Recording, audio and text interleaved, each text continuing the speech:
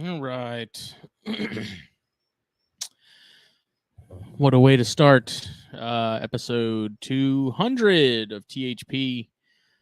Clearly, Jake is not here yet, so the long story short, we have one of the few remaining like drawbridges on the East Coast here in Beaufort, and twice today we have gotten texts from the county saying the bridge is down, and they start rerouting people. Well, here on Ladies Island, there's two ways onto the island. There's that downtown bridge, and then there's another bridge that you kind of have to go 5 to 10-ish minutes around to go over, which is great and all. But when everyone else is trying to vacate from one bridge to now the other one, traffic gets really messed up. So Jake is on his way. Don't know exactly when he'll be here. It might be about 15 minutes or so, but he told me to go ahead and start. I hate that damn bridge with a passion. Everyone here loves it, and it's quote unquote a historical landmark, but it's not. You ask anybody in town who's the guy it's named after, and I bet money a solid 97% of them aren't going to have any clue as to why it's historical. It was in Forrest Gump for about 2 seconds. Everyone thinks that's a big deal. I consider that thing to be a royal pain because I can't go anywhere at any point, especially on the weekends, and not catch that bridge. And when you catch that bridge, you're sitting there for a solid 10 minutes at least while it opens up. You know, it has to open way ahead of time so the boats that it's supposed to be letting through can come by. So when that goes down, it causes quite a hiccup because Ladies Island has a lot of people on it, and when you only have two ways to get onto the island, and then one of them suddenly stops, and now everyone's in a 2-lane street that goes onto that bridge, things get chaotic. Everyone starts trying to shuffle over to the other bridge, and it's a pain. So Jake will be here shortly. Figured it's only fitting for us for 200 episodes of THP, which this is episode 200. It is brought to you by BlackBoxCages.com. Check them out. Facebook, Instagram, BlackBox Cages. Use the code THN at checkout, whether you're getting a rack, whether you're getting a cage. Code THN saves you 10%. Takes a little something off. Makes the sting of shipping and stuff slightly less painful. We've talked about it before. Shipping, no matter who you go through, is going to be expensive. BlackBox comparatively price-wise to other companies that we have looked at in terms of like when we price compare the same size rack and same size cage to other companies, BlackBox is very comparable and right in line with those other companies. So check them out. We fully stand by what they do. We love what they do. I got the Pugets. I got the Snakes and Stogies frame up. Got to fix that. Fix that right now.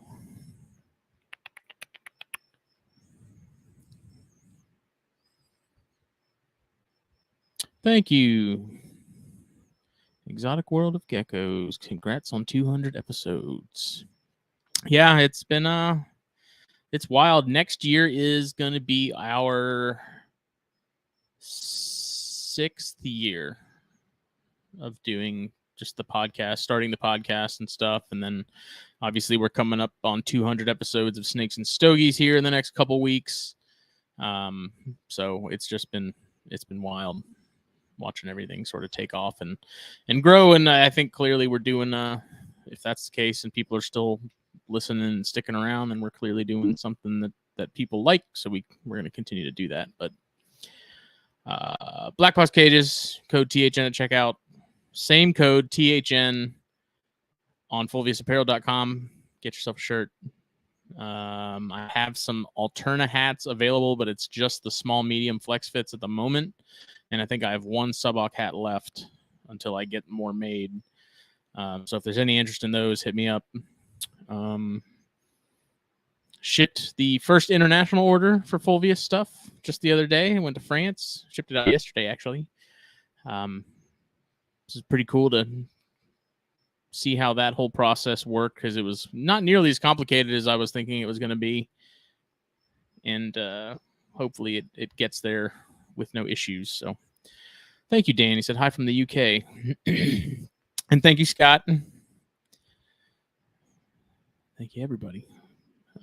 Whether you're in the UK or Europe, I have Fulvius now open to pretty much all like major countries. So most of Europe, Mexico, Canada, and it's available. It should France, because that's where I just sent something.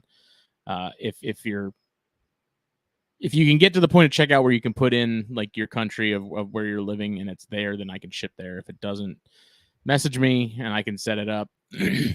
I just kind of went with the ones that I figured were most likely to be in herpetoculture and most likely to be buying this kind of stuff. I don't know if there's even an option to just open it up worldwide or not. I'm not sure how that works. Again, like the whole process of setting up international shipping and markets and things on Shopify is a little confusing. Once you get it figured out, it's actually not that difficult.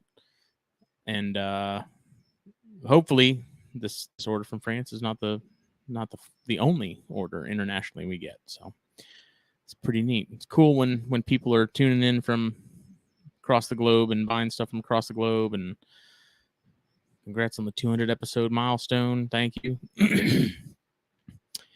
Steve Snaketuary and Venom Hot Sauce, our other sponsor for the show. He's been around since very close to the beginning. I think Steve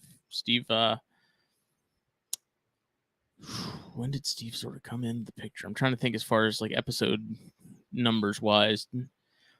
He came in early. I remember he hit me up and he was like, "Hey man, really like what you're doing, talking about sponsoring and stuff." And we talked about it a little more, and here we are. A couple of years later, Steve's still doing his thing. Still got the Venom Hot Sauce. If you go to stevesnaketuary.com, get the whole lineup. They're kind of a collector's sort of thing too. So even if you're not into hot sauce, it's still a cool little memorabilia type thing to keep around. So give that a shot. Check it out. If you're getting those hot sauces, you're helping Steve with public outreach, relocations. He takes in a lot of herps and stuff, and you get some that are in actually really rough shape. If you go and follow him on Facebook and Instagram, you can actually see sort of the transformation that some of these animals go through from the time he gets them to the time that he sort of gets them back on the up and up. And then he does, again, a lot of public education, removals, even though he had sort of an incident recently that he's going to, I guess,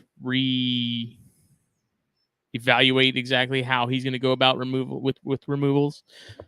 Kind of a worst case scenario situation there. I don't know all the details, but either way, if you get that hot sauce, you're helping Steve out and keeping the Snaketuary going.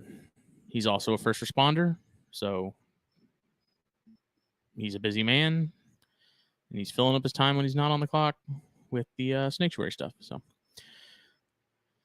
Scott said, quick PSA, jump on to Eagle Mountain Publishing. Lewis has some incredible book specials at the moment.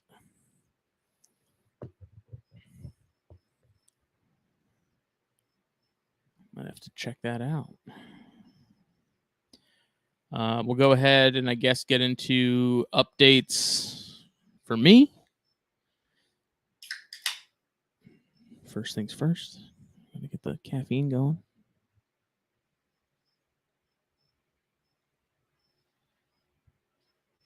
And then I gotta get this going.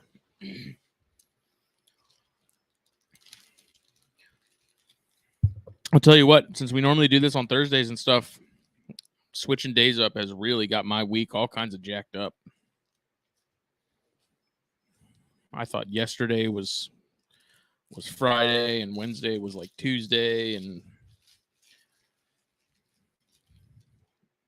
when you get into such a routine like we have with this stuff, it's you got that 1 week where you got to change things up, and it really throws things into a bit of a tailspin.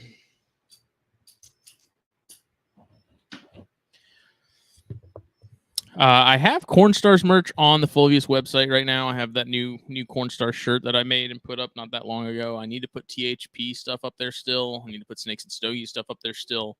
I'm slowly working my way through that. I have a couple designs that I want to get put up this weekend. Some new stuff that I have been working on. And then I started working on a obsolete design last night that Jeff Frederick is kindly and graciously giving me his input on. And he actually emailed me back a file. I haven't opened it yet, so I'll be curious to see what he's done with it. But I'm going to have him help me sort of learn Illustrator a little better, hopefully do some more stuff there. But I'm going to try my first cigar this weekend. Not sure what to expect. You're going to feel like you ate cat litter. Like your mouth is going to be pretty dry. Your taste buds is going to be kind of shot. I don't know. Like when you get into cigars initially, that taste and stuff is it takes a little while to kind of get used to your mouth feeling the way it does after you've been smoking and stuff. So expect that. Brush all you want. Rinse all you want. It's probably not going to go away, at least immediately. And JT and Mindy, good evening. Congrats on 200. Thank you. Update wise for me on the animal front, picked up another chondro from Justin Olson, who I've been doing some chondro sitting for while he's been away for work.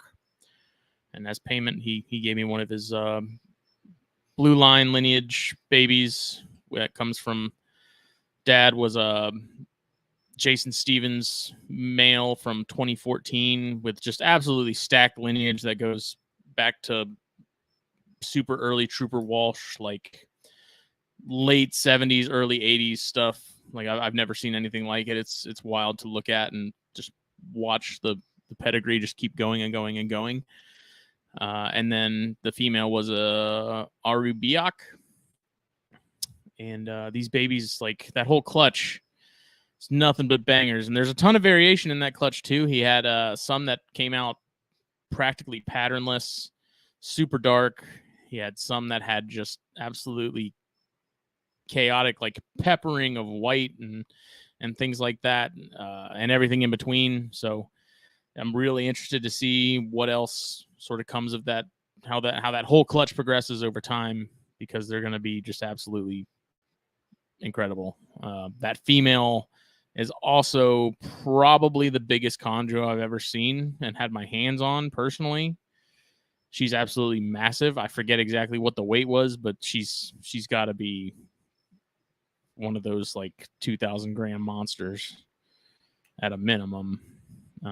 Just an absolute beast.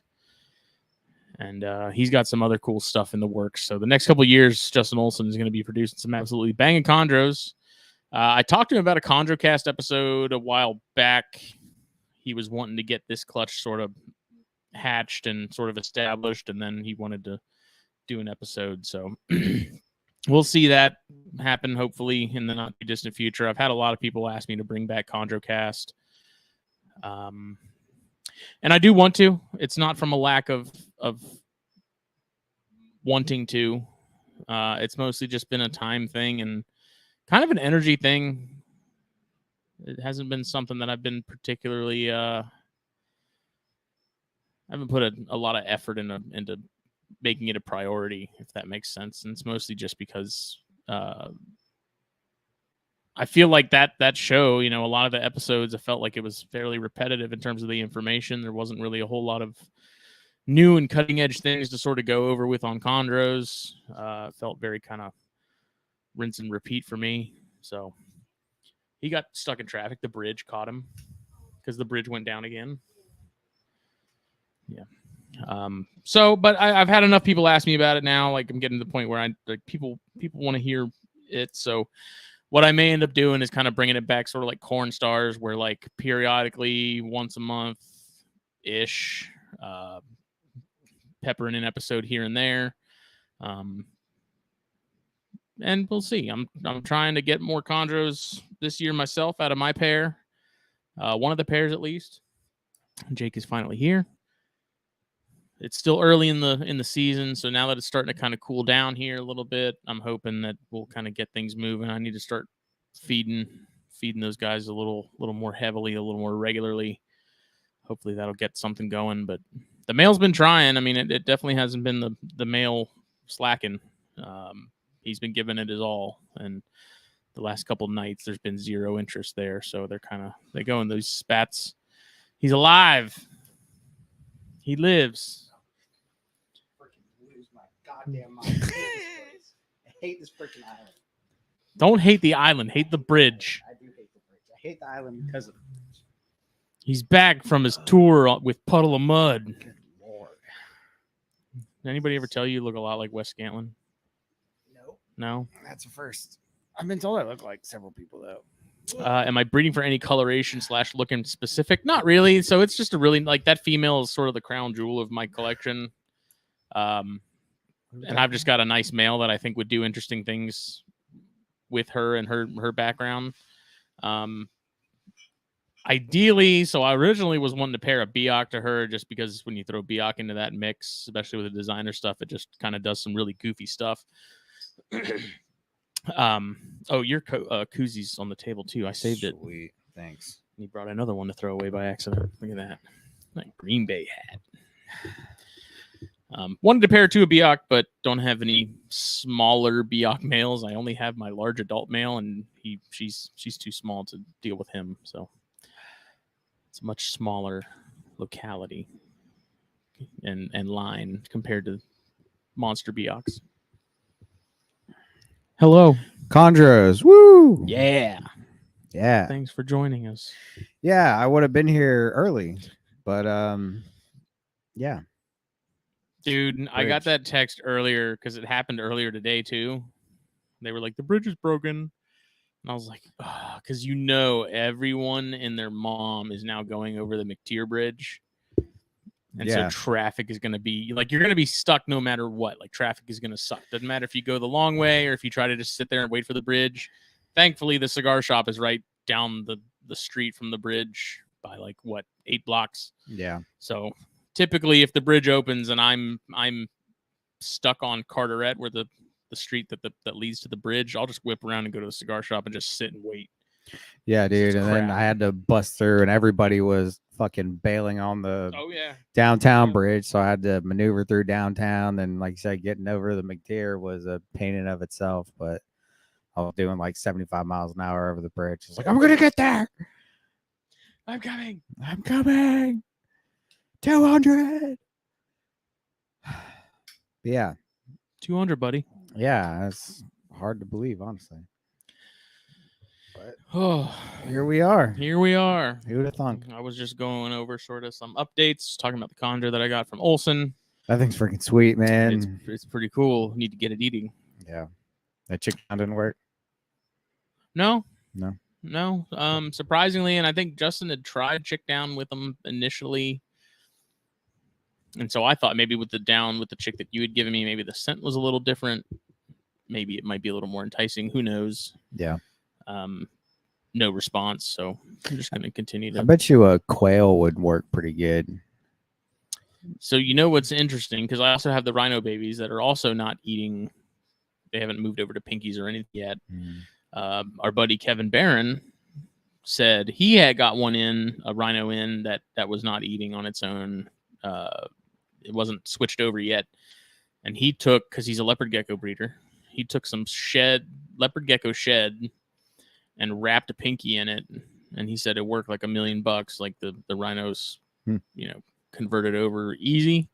I tried it last night. And of the 5 babies, I had one that grabbed and started to eat, but it was too big of a pinky. It got about a third of the way there, and then it just bailed. It did that twice because I picked it back up and tried it again, and it grabbed it and started eating, and then it got to that same point, and it was like, nope, and bailed. And so I was like, damn it. The other 4 wanted nothing to do with it.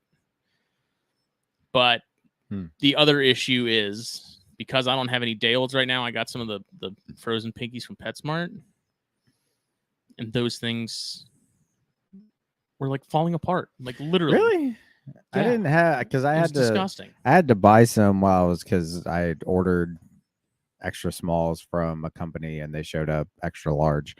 So that was fucking awesome. So I had to order them on Opposites Day. Yeah, right. So I had to go through PetSmart for a little while to feed my hatchling rat snakes, and they were fine. They didn't do anything weird. Yeah, I don't know, man. These ones just were like disintegrating as I was holding them on the tonks. Oh, it was so irritating. Did you want to know the nastiest pinky I've ever got? You remember good old Roy's aquarium? Oh yeah. Yeah, I made the mistake one time. It was when I had my first snake. I bought one frozen thawed pinky from there to feed my little corn snake, and yeah, that pinky stretched out to about that long. It was just that guy. So that guy was a really horrible pet shop we had here that was open when my dad was a kid in the 60s. Yeah, same. My mom remembers going there when she was a kid. Not much changed from the 60s until like what, 10 years ago or so when he closed up. Not by choice, but because there was enough complaints filed on him about animal neglect that they finally went in there and looked around and said, yeah, this is really bad. It was horrible. Yeah, it was disgusting. Yeah, and he would be the type that it would not surprise me one bit if he took like dead pinkies from a bin and froze them and then sold them as feeders. Right. That place was a nightmare. It was disgusting, and they smoked cigarettes in there. Dude, so like you walked in and it smelled like pet store and cigarettes, and there was like 3 of them. It was like him, his son, and his daughter-in-law, and they all smoked. And so you had like 3 people in there smoking in this probably asbestos-filled pet store.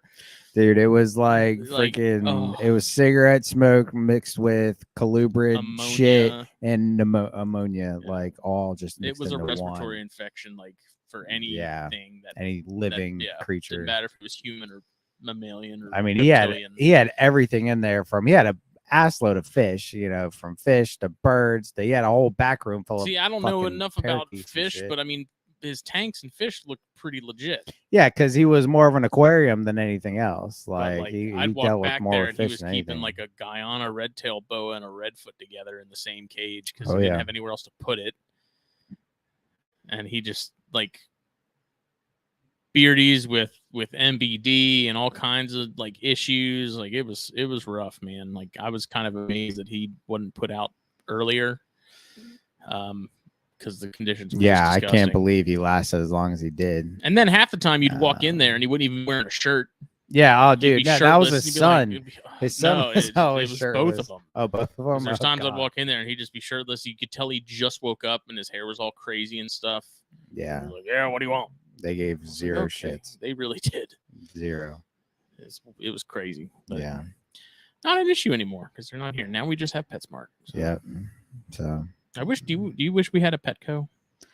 I kind of like Petco more than I like PetSmart. I do like Petco more than I like PetSmart. I kind of avoid both of them.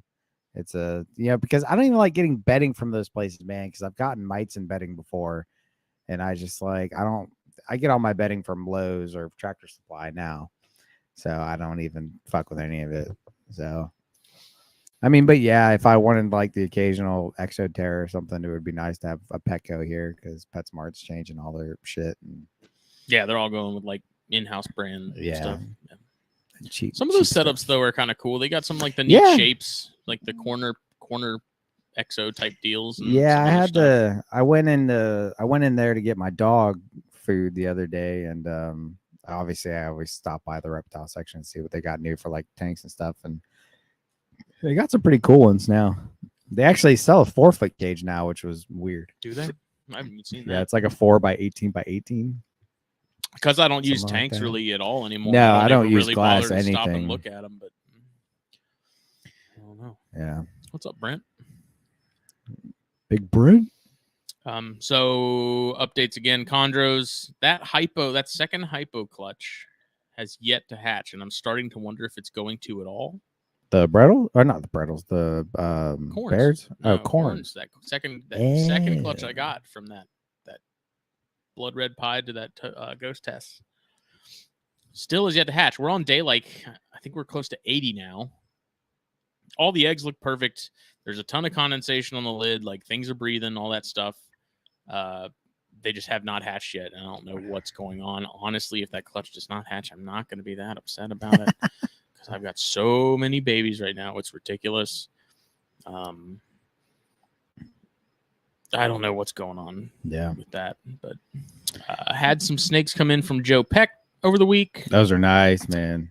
He had a handful of castagna stuff. And he's like, hey, you like apricot? There's ultra milk castagna. And I was like, yeah. He's like, you like het apricot castañas? I was like, yeah. You like German line castañas? I was like, yeah. He's like, what about this ultra male I have that's just nice looking? I was like, okay. So I'm sending him some Bairds. He sent me that group of 4. All the castagna stuff, man. Nice. And by the way, this is very clearly the superior team. We don't speak of the Bears. The G stands for gross. At least we're not 0-3, about to be 0-4. No, as far as bedding, I use from Tractor Supply, I get pine shavings. And then I'm actually starting to switch everything over into cypress mulch because I've been having some problems with dry sheds. So I want to be able to wet them down a little bit. And I also had this weird come to Jesus moment when it comes to rain. And I was like, these things experience rain pretty frequently, especially the stuff I work with. It's all mostly southeastern stuff. So I'm like, these things are getting rained on. Florida. They're getting rained on all the time. And so I kind of had this thought of what if I just started soaking them down every now and then just to emulate some rain. Obviously it's not going to be as serious, so I'm trying to switch everything over to cypress. That way I can just give it a good spray down every now and then, and I'm actually liking it a lot. It's not too bad. I haven't used it in a long time. I use it mostly for I take that back. I have some in the rhino setups and stuff like that. It is a good bedding, and it's nice when it's wet and it's humid, it's good for that. And then when it's dry, it's good, Yeah. And you can kind of the humidity part of it and getting it too wet has kind of always been the thing that sort of makes me a little more nervous, especially if ventilation's not great. But yeah, and that's why I've got major ventilation and everything, so I don't really worry about it. And I never obviously I spray it down and soak the top, but with all the ventilation I've got, it never stays that wet in there. And I actually dry it all out completely first. So I've got a big tub that I just open the bag, because when you buy it, it's wet. It's wet as all get out.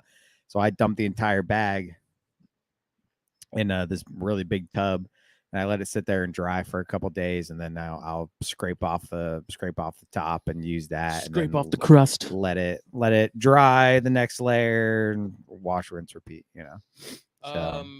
On that front, have you noticed a difference in the cypress over the pine or aspen with water bowls drying out faster? Because it seems to me with the aspen and the pine, it just zaps humidity. I don't know. It might, especially it might last a little longer. I'm on such a schedule with my water changes that nothing gets dry unless they spill it. If they spill it, then that's one thing. This is I'm doing water changes, and then we're talking within 4 days, bone dry. Oh no, really bizarre. I'm I just filled this. I don't understand. The only thing I can think of is it's that bedding that's just no. I've never had that, because I pretty much I try and do everything once a week at the least. Every 5 days, whatever. But everything gets a water change once a week, and no, it's never dry unless they spill it. And I've been using that pine bedding for quite some time now, and I've never had that. What's that? Never had that issue. You're using pine?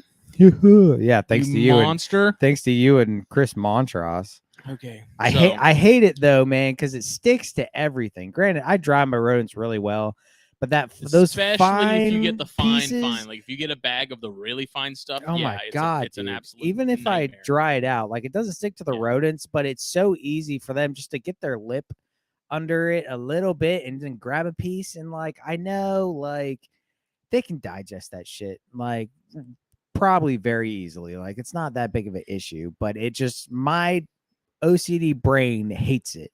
I hate it so freaking much. I hate it because I have stuff that grabs the mouse and then just drags it through all of it to the back of the tub, and I'm like, well, I dry my rodents like extensively. I try to. I mean, I guess I don't do as good of a job of it as you do, but it's like clockwork. I have a couple that just grab it and they're like, oh, let me drag it all the way to the back of the tub and get it covered. And I'm like, whatever, man. And I think like if it's a bigger meal, especially as they eat, like their mouth gets under it and sort of it just that's what I mean. Like off. It just gets under it a little bit and just you get ever so little pieces. And I don't know, but it is a pain. That was another reason I switched to Cypress, because Cypress are all the mulch pieces are like that. Are you getting the blend or are you getting like the 100%? 100% Cypress. Yeah. Where are you getting that from? Lowe's. Lowe's has 100%. At least I think so. It's not. I don't think it's a blend. But it's in that bag. I thought you used to get it. Yeah, if it's the purple label stuff, it is a blend. I mean, it still works. It's whatever. But I mean, I think the one I get's like a green label. I don't know. That might be then.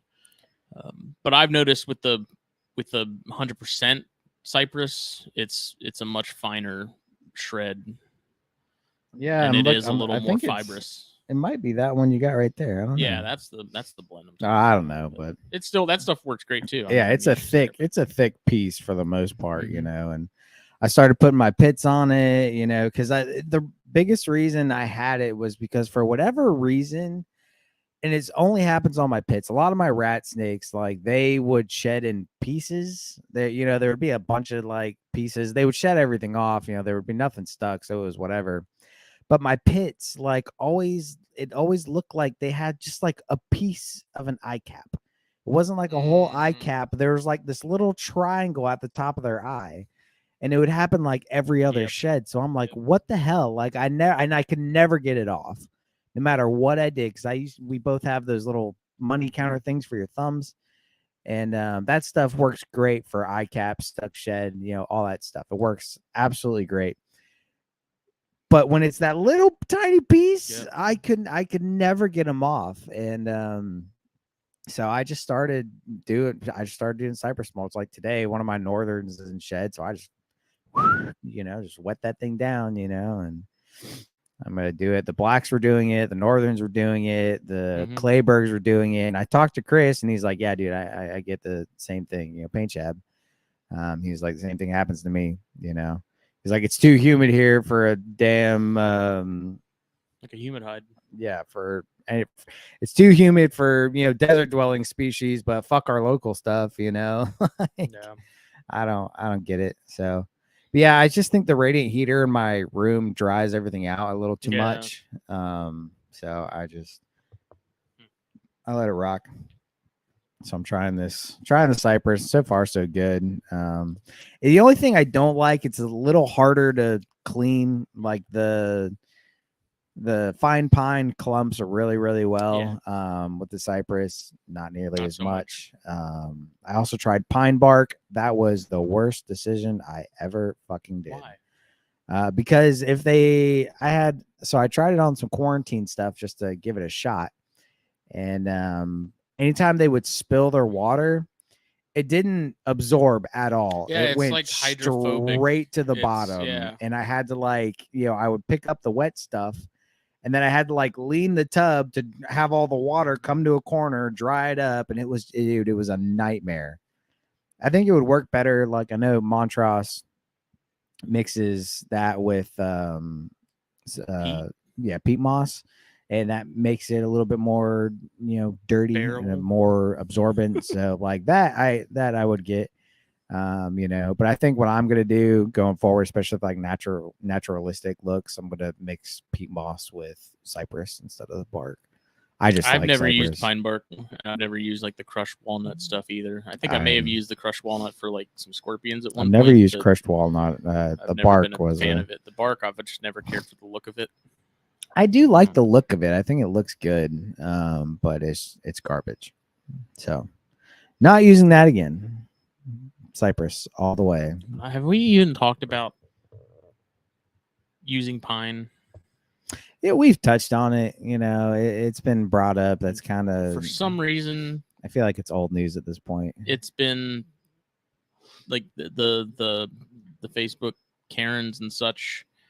If you mention in the Corn Snake groups that you keep on pine, they will lose their minds. Because I was one of those people who was always like, "Oh, don't use pine. Pine's gnarly. Don't use it." Yeah. But then when we had the Nerodia article in the magazine that Chris Montross wrote, and I was like, he mentioned that he was keeping them on pine. I remember messaging him and being like, "Yeah, you told me about that. You mean pine, right? Like that wasn't a typo, autocorrect or something?" He's like, "No." I was like, "You're sure?" He's like, "Yeah, dude. I've been using it for like 10 years." Yeah, dude. I was like, "Okay." And so then I've actually been using it. I did recent cleans, like full cleans, full bedding changes and stuff lately. And I just been getting like the cheaper, smaller bags from Walmart of Aspen because I actually like that Aspen a lot. Yeah, it's cut really well. The only thing I don't like about the pine is the cut. Like it's just not the same. fine. It depends. Like they're clearly getting, so like Tractor Supply pine, they're clearly getting it from different vendors because I've noticed because that's what I use for the mice and rodents and stuff.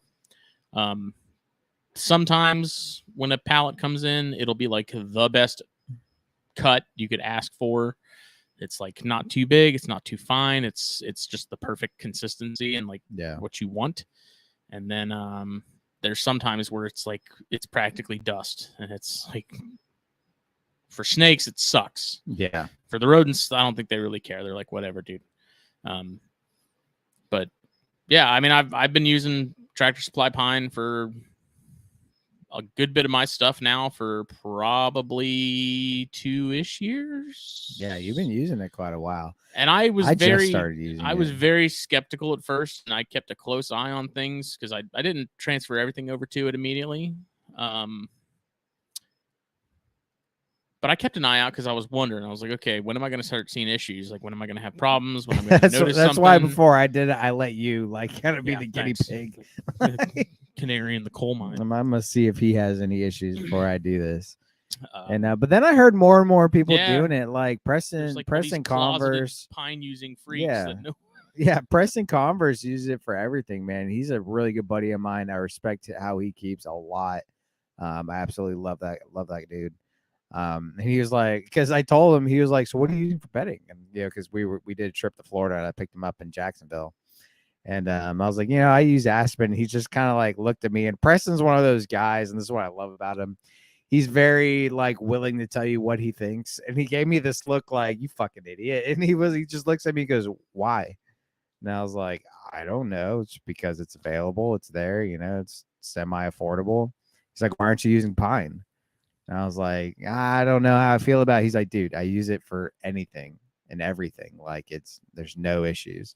And then you agreed. You're like, "No issues whatsoever." So I was like, "Fuck it." Yeah, I haven't either, and haven't had a single issue. I'll continue. No respiratory issues, no skin issues. I've got it on everything. The same as using Aspen. I've had no problems. Yeah, I've used it on. I've got it on hogs right now. I've got it on pits. I've got it on water snakes. Is it my first choice? Ideally, I prefer Aspen or probably Cypress. I still prefer Aspen personally, but for the price, Aspen keeps going up. Yeah, that's the thing. Aspen's for the price, it's you can't really beat it. And that's the thing. The only thing I don't like about pine, or the pine that we can get, is the fineness. The kind we get is super fine. With it. I don't like it. It's really dirty. But then it's one extreme or the other. You either get the chunks that are that fucking big, or the stuff flakes. That's like I don't even know. It seems like they don't even sell the flakes that much, because I'll see the same pallet of flake for 3 weeks, and the same time they'll have 3 different pallets of the finer stuff come and gone. Yeah, I don't know who's using it, but That's why, and again, it's all about preference. That's why I'm really switching everything over to cypress. Yeah, horse people use. That's what it's for, But that's why I'm slowly switching everything to cypress. I just prefer the cut better. I'll probably continue. The price is comparable too. Oh yeah, it's for that giant bag. It's like $4. Yeah. It's nothing, man. It's super cheap. So I'm slowly switching everything over. I'll probably continue to use pine for the water snakes and the hog noses, just because like cypress will kind of stay damp, and it holds moisture much longer than aspen and or pine will. With Nerodia, that can be kind of detrimental. You don't want them to stay humid. You want to give them a water feature. They need a big water dish, but their environment can't be humid. So because they're just disgusting snakes, and they will harbor bacteria really easily. They gross. So I'll probably continue using them. The hog noses, I mean, they don't really give a shit. So well, I think the whole like thing with pine and why everyone has thought it was so bad for so long is like that's because I think back in the day, like talking I guess 80s, 70s, maybe early 90s to maybe even mid to late 90s, who knows, the kiln drying process was not the same, and so you were getting like raw pine that still was covered in sap and still very like caustic and problematic and stuff. Again, like I was really hesitant to switch for a while, and then after I did, and I noticed, because I did it with a couple snakes, like I said, I didn't do everything at once, and I kept a really close eye on it because I was nervous about it, but I haven't had any issues. So I guess the reason I'm bringing that up is because I'm people keep thinking pine is like this horrible thing. Yeah, it's not. And it's probably it stems from back in the day when it was a bad product. People tried it, saw it killed their snakes or gave them RIs or whatever, and they were like, "Fuck this! Like it's done. Never use this. It's trash." But the refining process. Or they blame the pine immediately, and that may not have even been the issue. That's true. So it's fine, man. I have had zero issues with it. Like I said, I've literally had it on every single colubrid I keep, and not a single problem. Yeah, and it's just a personal preference at this point. That's all I've been keeping the corns and beards and stuff on. All the rat snakes basically are on pine. All the rhinos and the green trees, they're on either cypress or paper towel. And that's the thing with cypress, man. Like cypress also works. That's what kind of like annoys me. I feel like a lot of people only use cypress for humid, enjoying things. Like cypress dries really well. Yeah. It's not one of those things because there's some products that if it's dry, it'll actually just suck in everything. Like the cocoa husk, that stuff can actually dry animals out because it just sucks in everything. If you keep it damp, you keep it moist, like for something that needs higher humidity, then it's fine, like it won't be an issue. But if you let it dry out, it actually suck everything in. But with cypress, yeah, I haven't either. I think I did years and years ago, but it was kind of expensive. But with cypress, it can work as a dry bedding or a wet bedding. That's the thing. And my biggest thing is if water bowls are spilled, I don't worry about it as much. On the pine, I don't like when water bowls are spilled. I really don't. I gotta deal with it right then and there, and obviously you should do that either way. But with cypress, I don't fucking worry about it. What I've done too, because sometimes usually almost always when you get cypress from like Home Depot or Lowe's or something, it's gonna be wet. Yeah. So what I've done in the past is I've just taken like one of my empty like 32 quart tubs or something. Poured out like half the bag or however much, filled that tub up, and then taken the fan and just put it on top and leave it there for a day or two, and it'll be like completely dried out. I mean, by the time you need it. Essentially what I do. Yeah. I got one of those instead of sitting and waiting. I just put the fan on it, and that. I got one of those big like gray totes. It's really tall and stuff, and I dump out the entire bag. It just sits in my reptile room, and the fan's running on high 24/7 in there just for air circulation and all that. So I just leave it sit in my reptile room and it dries out and no issues, man. I love cypress. The only thing about it is it's a little harder to clean. Like sometimes they'll shit and it's a little harder. It doesn't clump as well, but I mean, I can deal with that. That's life. I can absolutely deal with that. No problem. So yeah, everything's slowly switching over. And again, for me, it was mostly to be able to give that rain feel to actually spray them down with water and, be okay with that. Cause I'm not spraying down pine. I can tell you that right now. So far so good. I really enjoy it, and hasn't given me any problems. And it's so funny. People think that like you need reptile specific cypress. Like people get the forest floor from PetSmart or whatever. It's the stuff that you get shit. at Lowe's. I've never you get it at Lowe's. I think times the cost per volume. My biggest thing about getting it from Lowe's, I was worried about bugs, and like there's nothing in that shit, dude. Like there's not a single problem. I know cedar is naturally like you can't do cedar insect repellent, but I'm wondering for some reason I'm thinking cypress might be similar. Yeah, I don't know, but cedar, cedar's a no-go. Sure. Do not use cedar. But cypress, it is not a problem. That there's even cedar available still, because I don't know anybody in any pet realm outside of like horses and livestock that would use cedar. I mean, you don't use cedar's only used for like landscape stuff. A lot like for us. So this is getting a little personal, but in my line of work, we have to inspect stuff called rain gardens, and you have to construct a rain garden, you have to use a hardwood mulch on the top layer, and it has to be because it absorbs. So pine actually floats. So these things are supposed to collect water and help with ground infiltration. So if you use pine products, pine straw, pine bark, water comes in, it fills up, all that floats. Cedar and cypress do not float, so it has to be a hardwood. But we always recommend cedar. We'll accept cypress, but we always recommend cedar because it doesn't attribute to the deforestation of cypress forests.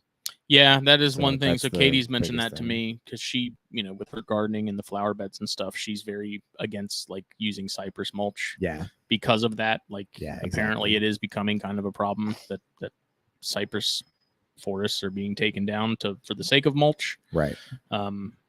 So that's our biggest thing. That's what I tell everybody as an inspector, because I have to deal with rain gardens all the time. But cedar smells like feet. Cedar, they make cigar boxes are made out of cedar. So to me, have you ever smelled fresh cedar mulch? I haven't smelled fresh feet. It smells like disgusting feet. Like it is nasty. I had to go to a rain garden class. I can see that. I had to go to a rain garden class, and we built this massive rain garden, and it was what a nerd completely made out. I had to. It was for work. A drum circle afterwards. It was for work. No. But yeah, dude, we whipped out all these bags of cedar. We're dumping it all over the place, and I was like, "Oh my god, this is disgusting." Speaking of feet, you see what I found yesterday? Yeah, boy. I meant to message you about them. That was cool. So yesterday was awesome. Story time. Okay. Yesterday evening, was an event. I went back and read all the messages. Oh my god. So I got off work. I'm like, I don't got nothing going on tonight because we're recording tomorrow.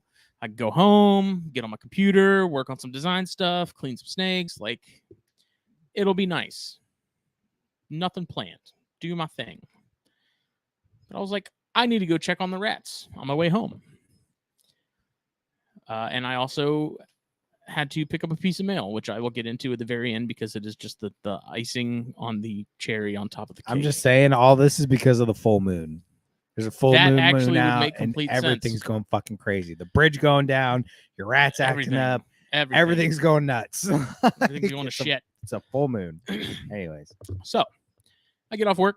I go check on rats, open the door. Cool. Everything seems fine. I walk over. I look.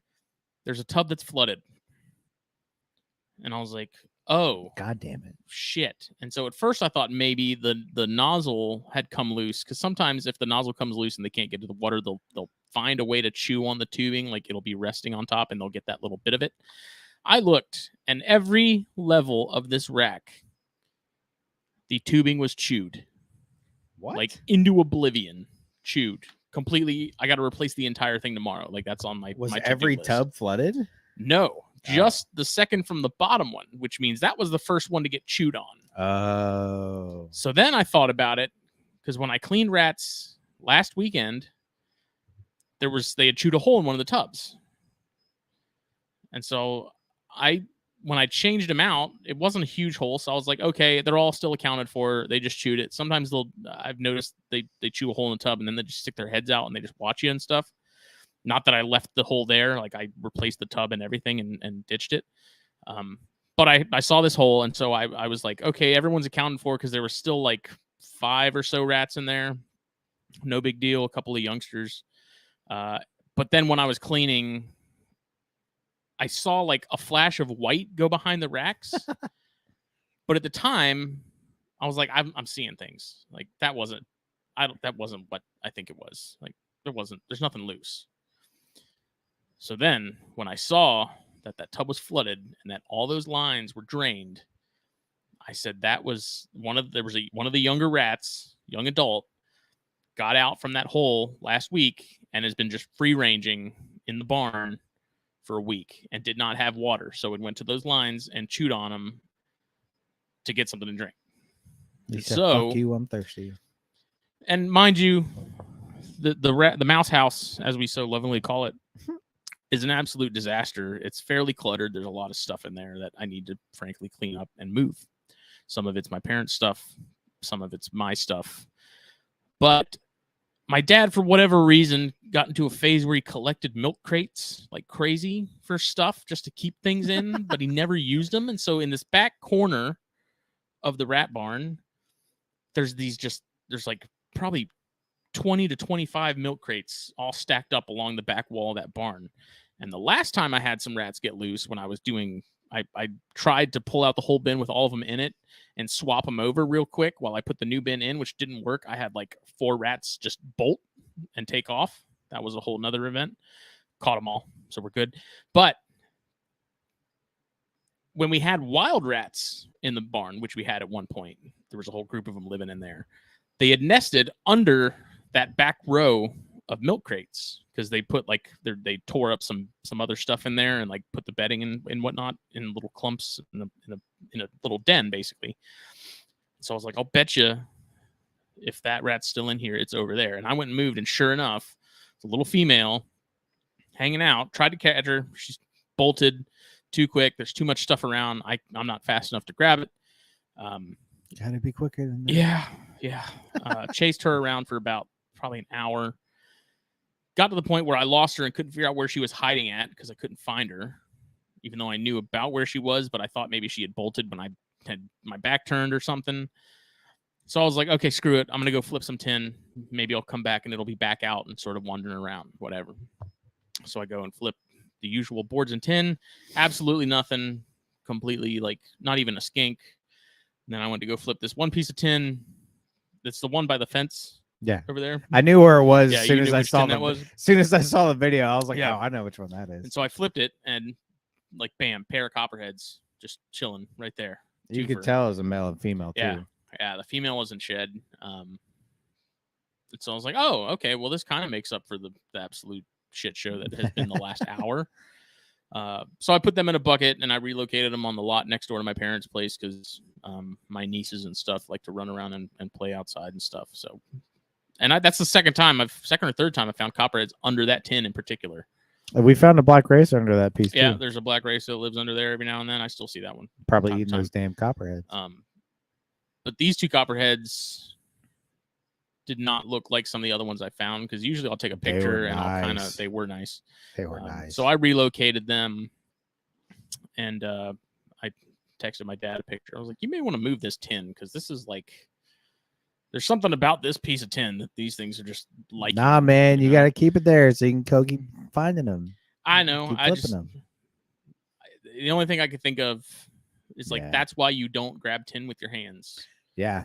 Like seeing these videos of these herbers and stuff on Instagram. Dude, that guy with tin with their hands, and I'm timbers. like, are you kidding? Oh my God, that guy with the timbers, dude! I saw that before it was sent into our group, and I about crawled out of my skin watching that. It's like, there's 5 babies. I'll bet you there's more. Cool, grab more tin with your hands, like layer after layer, and then mom's under the bottom 20 freaking horridus under that damn tin plus mom, like, yeah. how someone didn't get nailed during that is pretty incredible because of how many babies there were just floating around. But that's exactly why, like, man, when I'm flipping stuff, I got that field hook, which I highly recommend you get a field hook or a stump ripper, whatever they're called. Just those L hooks, like, it's the best piece of equipment I've bought in a long time. Normal hooks, any hook works fine. Yeah, but they just I found that like the Midwest hooks and my other like rounded hooks, they just don't grip that tin as well. It's so much easier with that L hook to just grab it and pull it up. I haven't had any problem. So I moved those copperheads, and then I went back to the shed, back to the barn, mouse house.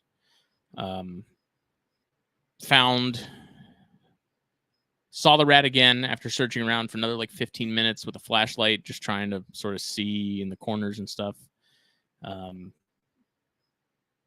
Chased it out. It took off, ran to the back corner under a bunch of like plywood and stuff, plywood sheets that my dad has standing up for whenever he needs them or whatever. And I can't get in there. So ended up, I have a air rifle. It got into a corner that I couldn't get, but I could still see it. So I ended up just having to shoot it, unfortunately. I won't go into detail there, but it sucked. I really like my rats. I really enjoy them. They're cool little animals.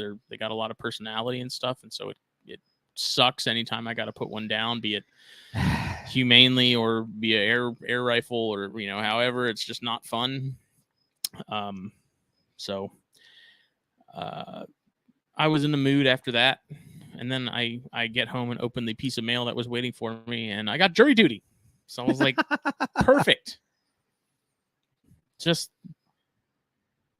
exactly what I needed, right on top of that. So I basically set up just salt on the wound. I was gonna put out a have a heart trap first of all, but then I looked at the have a heart trap that we had, and there was a gap probably about that big on the side of the door, and that rat could have squeezed through that if it wanted to. So I was like, there's really no point in setting that thing up. It's not going to hold on to it. It's not going to keep it in there. So that's when I just made the decision of like, let's just get this over with. So didn't even replace the line yesterday. I just filled up all the bottles that I have. I filled up like 5 of those and just put a bottle in each tub. And it's like, going home. Yeah, I was like, screw it. I'm dealing with this weekend. It'll hold them over for now until I can get there and replace the line tomorrow and stuff. But good Lord, man, it's like, it sucks because there was the one tub that was flooded. I felt really bad because there was 3 rats. There was 4 rats in there. 3 of them were soaked. One of them was dead. Jeez. And you could tell, like, when you walk in, they see you. They're like, "Oh my God, help!" Like, help, Jesus. Dang, and I just set them up in a separate tub too. And I was like, I'm not even going to fill this back up. I'm not even going to replace it. Y'all are just going to go in a temporary slot in another rack for now until I get this figured out. Because I'm like, at that point, I'm like drenched in sweat. I'm wearing my work polo, which is like heavy-ish and not super breathable. And like, I just got home and I just like, I need to smoke. Sucks. Yeah. So. Yeah, it's funny when I went in there the other week to find pinkies, dude. I swear I had the hardest time just finding pinkies going through there. But I was like, I'm so weird about rodents, man. Like, I've been bit by so many fucking hamsters. Dude, the rats aren't bad. Yeah, they're fine. I ended up moving a few around, and like they were fine and all. But I just like, I don't know, man. I hate rodents. God, I hate them so much because I'm telling you, I've been bit by hundreds of snakes. No issues, whatever. Dude, seeing the teeth on those adult rats, nailed. Like, hell no. Dude, I've been nailed by a hamster and just made me like squirt blood. So back when I was in high school, I worked at a PetSmart, and then I worked at one in Texas when I lived there for a short period. And because I was basically the animal guy all the time, I was always the one doing like treatments on stuff in the back. And the amount of hamsters that just lit me up made me just hate them so much. I wanted to chuck those things across the fucking room, dude. I hate hamsters. I hate hamsters so much. Rodents. I've never had any of the rats at all. Like all of them, out of all of them, I've never had one try anything, like try to bite me. Like I've been able to pick them up, and I mean, obviously they're not like domesticated, so they're not like excited to be being played with, but they're not aggressive. Like they're not bitey or anything. Fine. No, they just kind of deal with it. I tell you what, the ASFs aren't even bad at all. Like I had a hell of a time just finding pinkies though. I went through like that's surprising, 5 tubs, and I was like, always some. I was like, he said they were everywhere. Then finally opened one. There's a big old pile, and I was like, thank God, they're in there somewhere. Grabbed them because I'm pulling like 50 plus pinkies and pups like a week. Jesus, dude, it's crazy. Yeah, I thought about Jake would get you artist. Pretty much. That is, yeah. I would feed, dude. I would. Oh, never mind. I'm not even gonna get into it. But yeah, I hate hamsters. I am very attached to the rats, though. So I've really Did you not like it though when you walk in there and you go to the tubs and they all are like sitting at the edge, like looking at you, like they're curious. They want to know what's going on. They know. I was so paranoid one was going to get out. They know that you're the food monkey. Stay in, like. Yeah, but I've really thought about like recently, because of this whole pinky fiasco I've gone through. I've really thought about getting just like a group of mice and then like a group of ASFs, just like small group, just to be able to, cherry pick tiny pinkies. Yeah, sort of the issue with that though is you have to have enough to produce enough to make it worthwhile.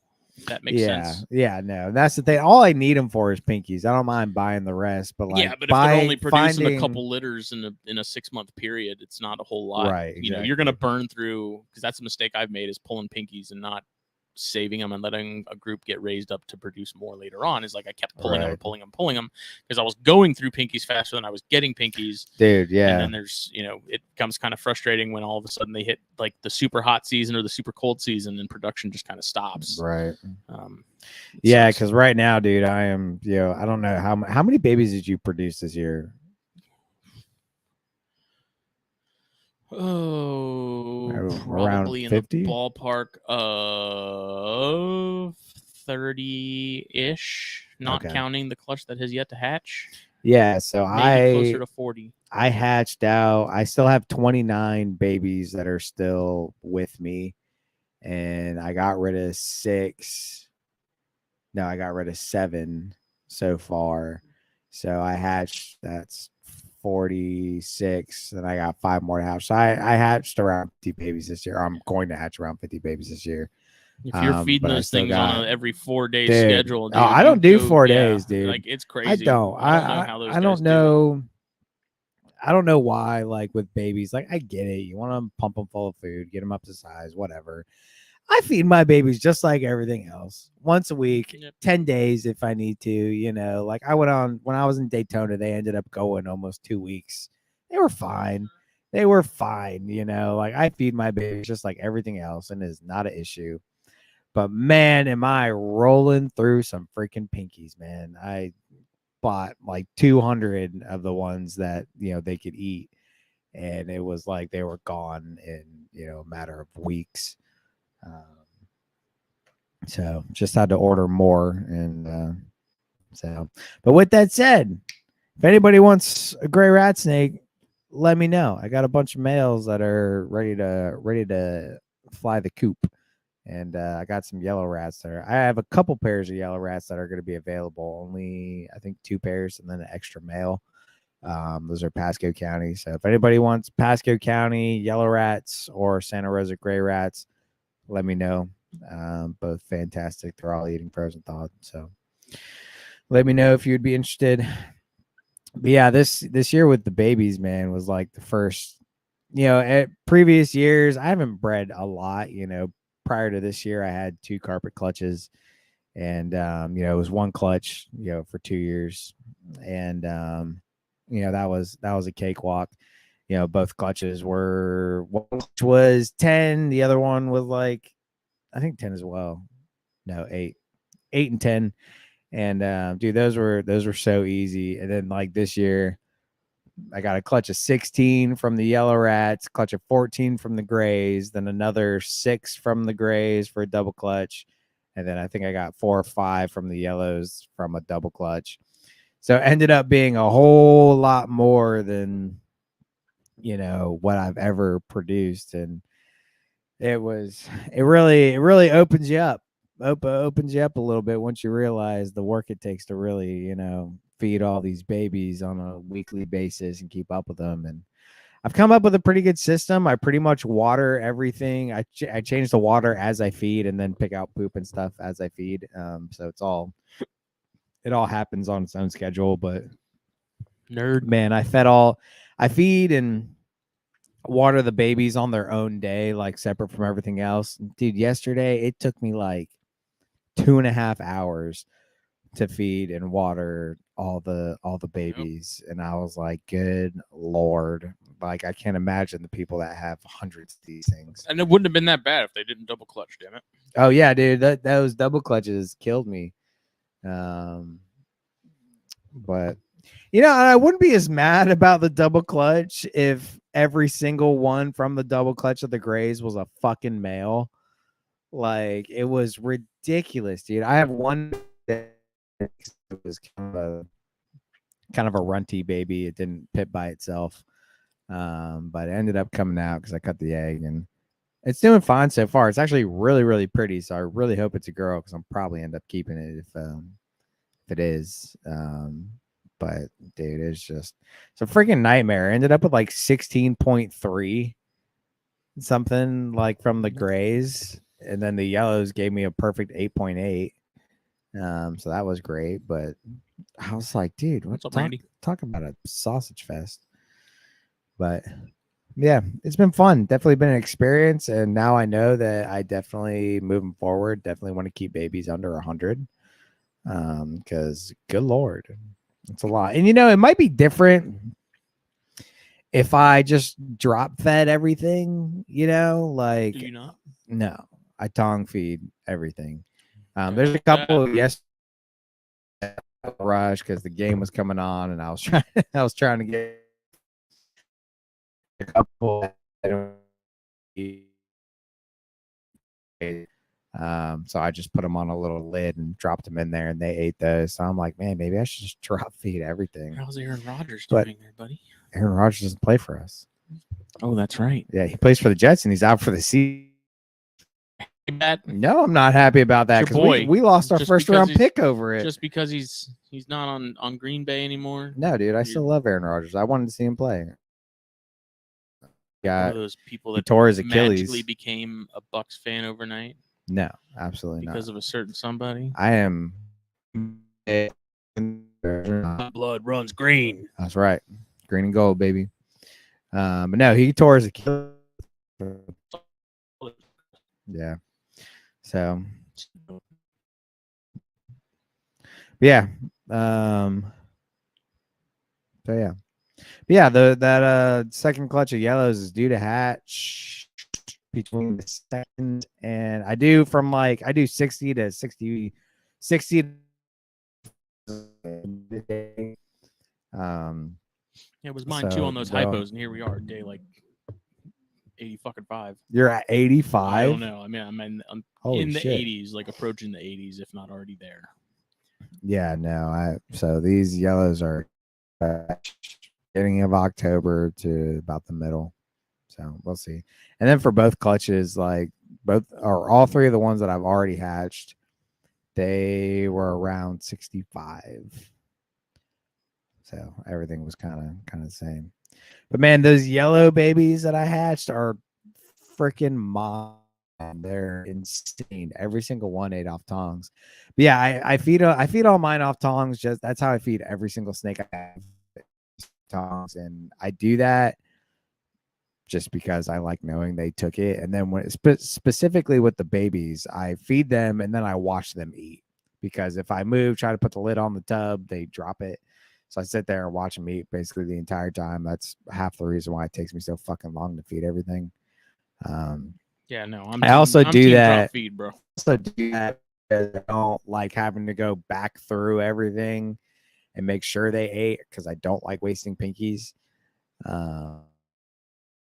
Really drop feed anything personally, and that's also because, like, especially for babies, if I'm selling rather than me tongue feeding, So I know a lot of people prefer tongue feeders over drop feeding. So I make sure they'll take off the tongs. That way, if you want a tongue feed, you want to drop feed, they'll probably do drop either feed, one. and then by the time I'm done with most of them, I'll circle back because I'll usually already know which ones, especially of like the hatchlings and stuff, likely check. Didn't. Yeah.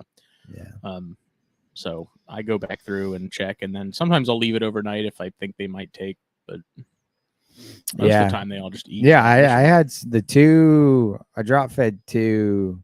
Well, I technically drop fed three, but one of them's being assist fed because it's neurologically not there. So she's being assist fed at the moment, but she was in shed, so I just left it in there, see if she would drop feed. She didn't eat. I left it in overnight, but the two grays that I drop fed, by the time I was done, that pinky was gone. So I was like, hell yeah.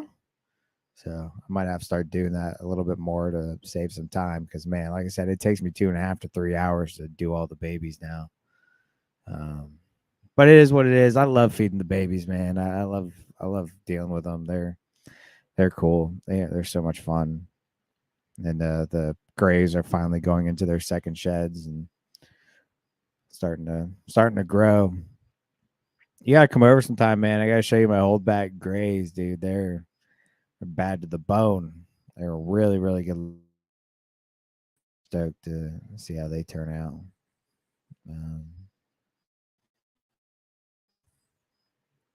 Probably gonna end up keeping 2.1 out of those because I was only gonna keep a pair. Then there was this one male that specifically that really stuck out. There were several really nice ones, obviously, but I kept a pair that really looked similar because I really liked the look of the female. So I picked a male to follow suit with her. They both look insane. Then there was this one male that's like, it's so clean everywhere else, and he's already got red saddles going on. So I was like, I can keep an extra male. It's kind of the nice thing too that I sort on is like, I don't, just because it's a holdback doesn't mean it's forever. Oh yeah, no, that's what I literally wrote on the tub, keep for now. Yeah, like just to see what happens. And if I end up liking him more than the other one, then I'll sell him. Like whatever. So there was something posted by Robert Beasy talking about subspecies, and I guess he was talking about using like Pituophis as an example.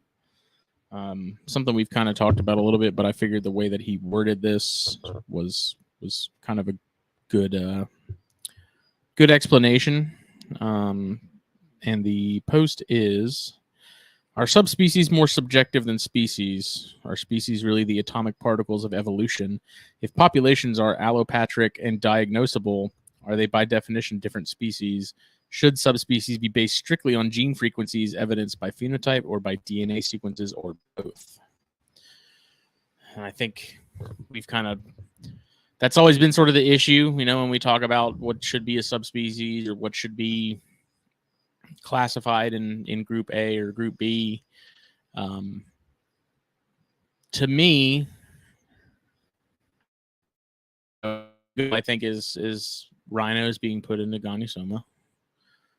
Phenotypically, very, very, very different from true Gonyosoma. Like, so how they can go from A to B on those, I still have yet to understand. But if you look at the paper, and I don't know how well that study was done, how well that paper was done, apparently genetically they are not too distant, which I believe. I believe there is a relation. To me, it doesn't seem like it can be as immediate, like as close as maybe there's a scientist. But it and the same thing goes for like cane breaks versus timbers. So, but rhinos are a different subspecies, correct? No, they're their own. I mean, it's their Gonyosoma bulengeri now. Okay. There's the Hynenensis subspecies, which that's so they're just in the same genus. Yeah, different species. The Hynenensis thing is going to depend on who you ask, because some people will call bullshit, some people think it's legit. This is the way I see it. This is just my 2 cents. I'm not a fucking scientist, so what do I know? But I think as far as genus goes, that should be solely on genetics. Like if there's lineup, then yes. Like if certain things correlate, then yes, they can be in the same genus. Now, when it comes to phenotypical stuff, I think that's where it needs to be split for subspecies at least. Maybe not species. Again, I think species genetic level, but subspecies, I think that should be broken down more phenotypically. I look at stuff like eastern rat snakes. Like that is the biggest load of bullshit like I have ever seen. They are so obviously different. They may be the same, but they're not.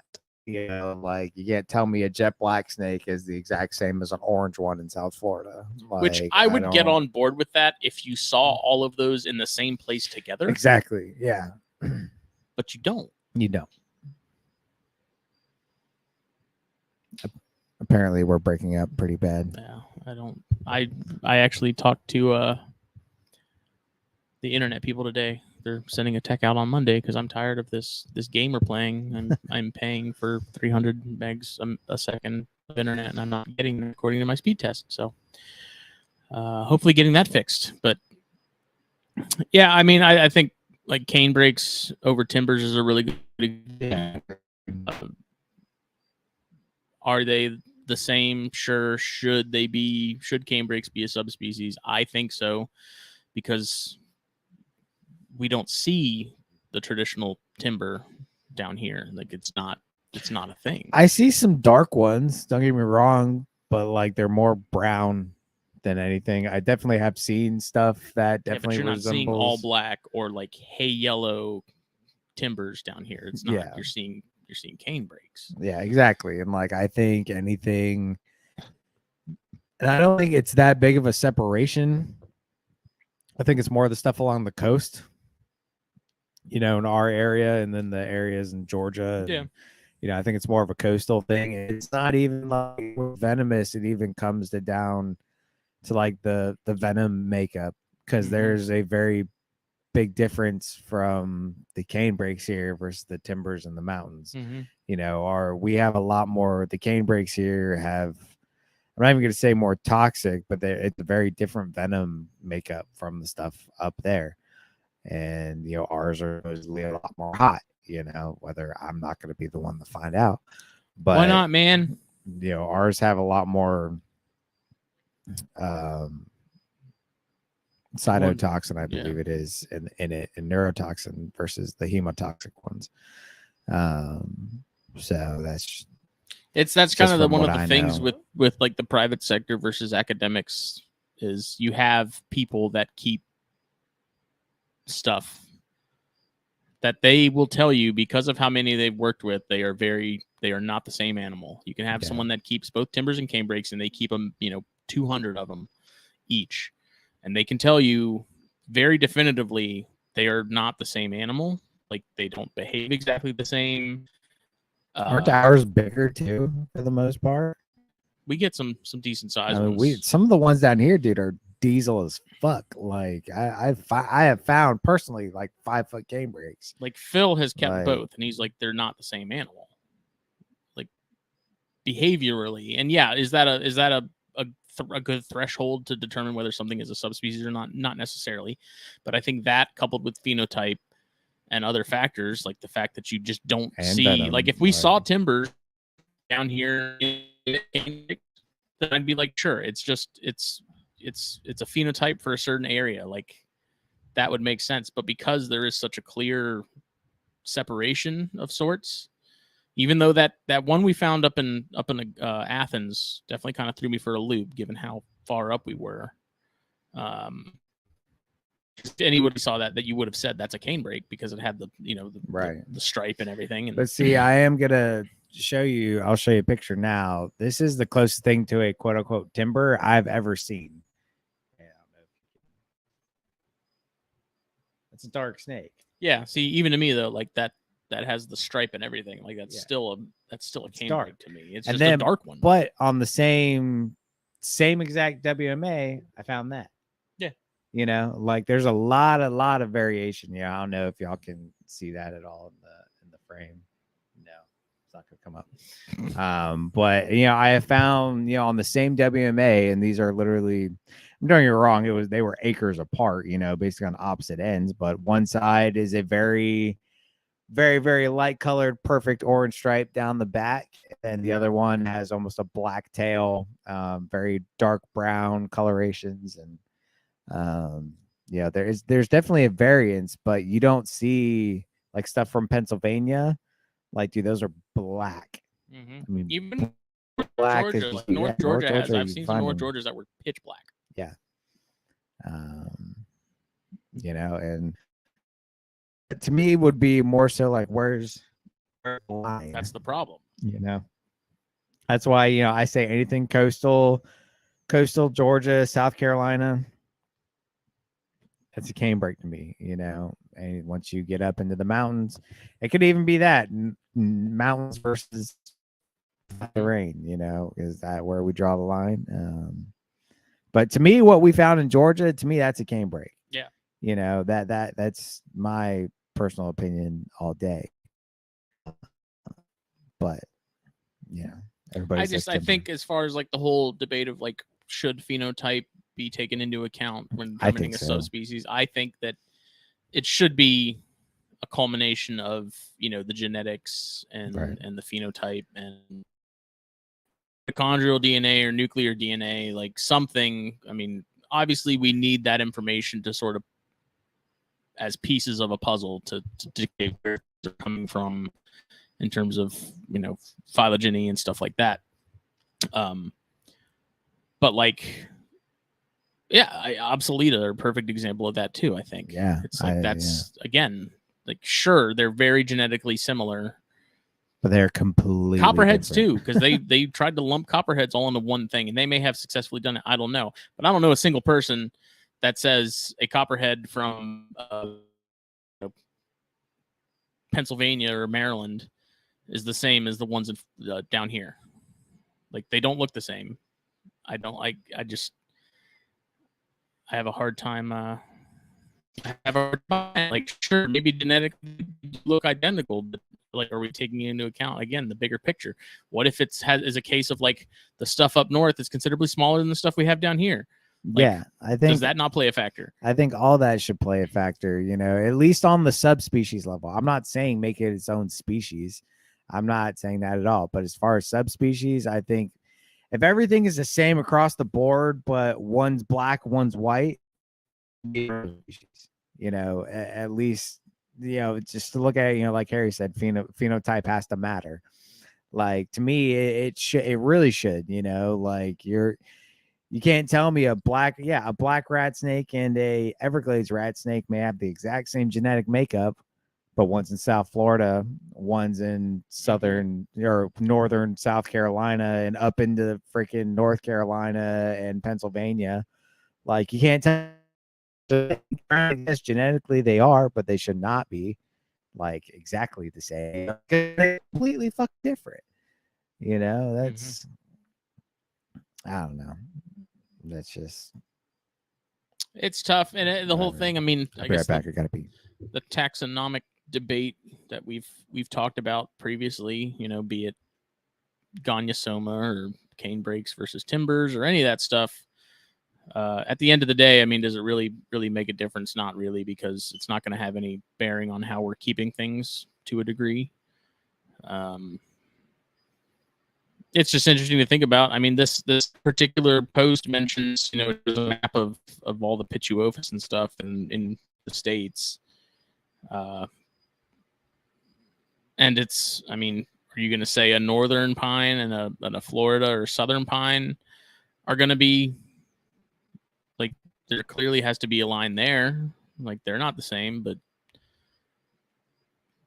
pretty sure they were at some point. They were classified as all northerns, I believe. You know, even the ability to intergrade, like, does that play a factor? If you have things like, again, Florida and northern pines If you have natural intergrades in a natural intergrade zone there, like, does that play a factor into whether something should get subspecies status or separated? There's a level of subjectivity with taxonomy and a level of skepticism outside of the information and the numbers and the charts and things that I think is always going to sort of exist, be either in the private sector or even from other scientific professionals. And that's one of the things. It's just like fashion is never finished. I don't think taxonomy is ever finished either. It's fluid. It's not a cut and dry, like, we're labeling this as this, that's what it will be for here and forever. It's evolving. And I mean, I think, as Doc Loafman says, like, the only way you fight science is with better science. Like, as things progress, as technology progresses, we learn more. We figure out that things weren't what we thought they were, or maybe things are more different than we thought they were, like green trees, which wasn't much of a shock to me when, or I think most of the chondro community, when Natush came out and said, yeah, there's like 4 subspecies here. Everyone kind of already had a feeling like these are clearly different from one another, and Aru and a Biak are not, like, they're similar, but they're not the same snake. But see, like, that almost, like, obviously, like, yes, I don't disagree with the whole chondro separation thing, but how are you going to separate chondros and then lump rat snakes? That's like kind of what, like, irritates me. Like, it depends on that's it depends on the scientist, because Natush said himself, he's like, I'm classically a lumper. He is not one to split. But when he saw the information as far as genetics and stuff and doing the molecular studies, he was like, I can't really contest that these are different enough to be their own thing. And he even said himself, like, he could have broken it down even more, but he didn't want to, because he just didn't find it, I guess, necessary. But, like, that, I think, comes down to the person doing the actual studies and stuff, because it's the same thing. Like, if they had come back and all the rat snakes had their own subspecies, I mean, they did at one point. Right? That to me is like, that makes sense. I get that. Like, yes, they are very similar, but it's like a black rat and a glades rat, and and a white oak.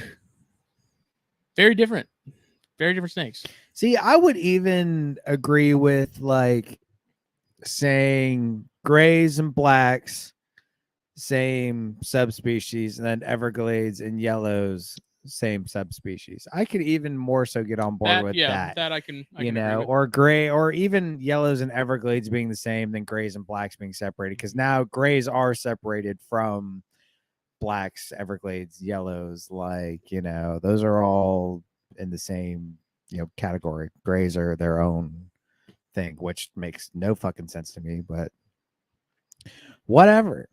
I don't really care, because obsolete for life. Taxonomy is a lie. No, I'm just kidding.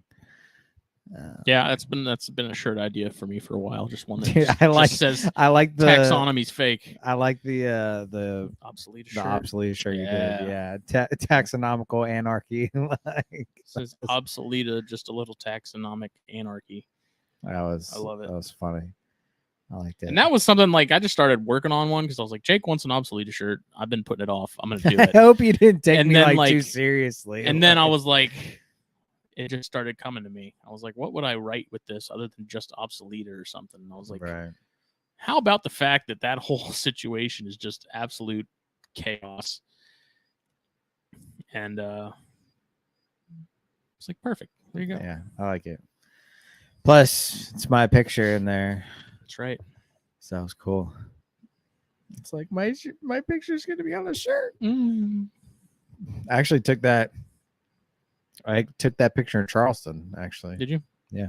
There's a wildlife area up there, like a really long walking trail. Sweet Eastern rat. We're gonna fucking kill you. And dude, don't even get me started on the greenish rat thing, man. I talked to Chris about that, and I was like, dude, do you believe in the whole greenish rat thing? He looks at me and goes, what's a greenish rat? And I was like, thank you. Like, I don't. I think that is such bullshit. Like, I don't. Whatever. I mean, the yellows we have here on the island are like a greenish color. They're pretty dirty yellows. They're not like the Seminoles by any means. No, but like that, they say greenish rats supposed to be like an intergrade. Yeah, right? or a black and yellow intergrade, and that's wrong. Like, I don't believe that whatsoever. I don't either, because we don't see black rats down here. Nowhere. You just see yellows. You want to see black rats in South Carolina, you got to go upstate. Yeah. And you're not going to see yellows up there. You're just going to see blacks. Yeah. And down here, you're just going to see yellows. Like, I've never seen anything in our area, not even just here on the island, which that's like, that wouldn't happen anyways, but like, period. Yeah. Even inland a little bit in some of the counties there. I've never seen anything that made me go, that looks like it might be a mix of those two. I don't know where they got that from, because I remember looking at that and seeing the map where they're like, here's an intergrade zone of yellows and blacks. I was like, no. It's like, that's sort of where my issue lies, is like the people that are sort of boots on the ground in a particular area that are saying, like, this is what we're seeing. We're not seeing this. But then someone comes in, does a study for, X amount of time or something. All of a sudden, these things are popping up and they're a thing. Like, I don't know. That's where I'm like, what we're seeing versus what they're seeing are two different things. But it's like, who are you going to believe? The people that are literally like in it and there, or the visitor who's studying things and all of a sudden we have black rat intergrades. Yeah, because that's like, they say, everything up in like Charleston, they even say stuff in Charleston's technically a greenish rat. And Charleston's greenish, Georgetown's greenish. I lived in Georgetown, never saw a black rat. I never even saw anything that resembles a black rat. They're actually, I would prefer they just call them ugly yellows at that point. Not even dirty yellow, like it's a yellow rat. I think where, for me, a true intergrade, an intergrade zone is where you see both and then you see intergrades. Like, I have a true intergrade of a yellow and gray rat snake. It looks like nothing you will hardly ever see. But the area that you find them, you find gray rats, you find yellow rats, depending on kind of which side of the county you're on. And then there's this zone that you see this weird intergrade. But even in that intergrade, you see grays and you see yellows. Like, that's, to me, that's how you define integrated, is when you can find all three. Like, here you just find, and even like, it's for around here, it really kind of depends on where you're at, because like southern, or not, well, not southern, but like this side, like Ladies Island, the yellow rats are dirty. They're dirty as hell. They're dark. You get in the city of Beaufort, that were actually like attractive. Yeah, you go to the city of Beaufort, they're also dark. I found the blackest yellow rat I have ever seen in Beaufort County, like Beaufort City. Intergrade. But you go up to my dad's portion over in northern Beaufort County, he sent me a yellow rat that looks like it should have been from Florida. Mm-hmm. Clean as all get out, perfect stripes. It wasn't black at all. And it looked like something from Florida. Cleanest yellow rat I've ever seen. He just snapped me a picture and sent it to me. And it's like, it really depends on where you're at in the county. You'll kind of see different variations. So like, that kind of tells me that like, and if anything, that like the more north you go, you would think if they're intergrades that you would get more of the darker look, when you go more north. But it's because like, but all the way over here on the island, they're dirty, but they're condensed here on the island. So they kind of stay dirty. So it's like, what? I don't. Well, I got to show you that corn before you leave too. Yeah. That's a good one. All I'm saying, all in all, greenish rats are bullshit. That's where I'm leaving that. What if it was a greenish bay rat snake? A greenish what? Bay. Bay? Greenish bay rat snake. What is a greenish bay? Green bay. Oh, greenish bay rats. Shut the fuck up. That'd be Pantherophis is Roger's eye. No, now it would be Pantherophis Love Eye. It's Jordan Love for the win, even though we lost yesterday. But whatever. Who'd you play? Detroit Lions. Oh, you lost to Detroit, dude. They're a badass team, dude. Like they're legit. Are they actually having a decent year? I don't. No, they're actually like way more than half decent this year. They're really? they're a very, very good team. I went to high school with Devin Taylor, who played for them for a bit. Oh, that's right. Saw him in a Waffle House once. He's like 1 million feet tall. Yeah, made me look like a friggin' dwarf. I think he plays for the Chiefs now. I don't know where he's at now. I know he was with the Chiefs, but went to school with Candace Glover too, from American Idol. Oh yeah. Fun fact. No one cares. Yeah, I mean, it's whatever. It's like saying I saw a famous person once. I sold Tom Berenger cigars. If you live here and you haven't seen Tom Berenger, something's wrong. He's actually become kind of like a cryptozoological being at this point. Like, I have not seen him in a very long time. No, I haven't seen him. He used to come into Walgreens, man, and he dressed like he was a freaking hobo. Like, you could tell he was working in his yard or something. So he's wearing like yard work clothes that were all just dirty and torn up and stuff. He'd have this like hat on, like this bucket hat. He'd keep it real low, so you couldn't tell it was him. And we were always told, like, if you see Tom Berenger come in, because he comes in fairly regularly, like, don't like do the thing of like, oh, Tom Berenger, can I get a picture? Like, basically, like, treat him like you would treat a customer, except like worse. Like, don't play worse. Into the right. But then he came in and he got cigars once, and I was like, I don't even think I addressed him by name. I was treating him like any other customer. I was like, what are you looking for? And I gave him some recommendations, and he was like, okay, cool. He's a very I heard he's a weird guy. He's just very stone-faced. He's very stoic. He's not like super personable. Like, if you say hi to him, he's not gonna be like, oh, hey, how's it going? Like, you say hi, he's gonna be like, hey. And he's just gonna kind of keep walking. But I don't know. He's around. He has a property down here somewhere, but I don't know of anybody that's had interactions with him where they were like, he was the nicest guy. It was always like, yeah, he's kind of just like, he's fairly coarse. He's just kind of meh. Yeah. Bet you he thinks that our yellow rats are yellow rats and not cash. Probably. All I know is yellow rats are the best snakes, and that is. Who's Tom Berenger? What?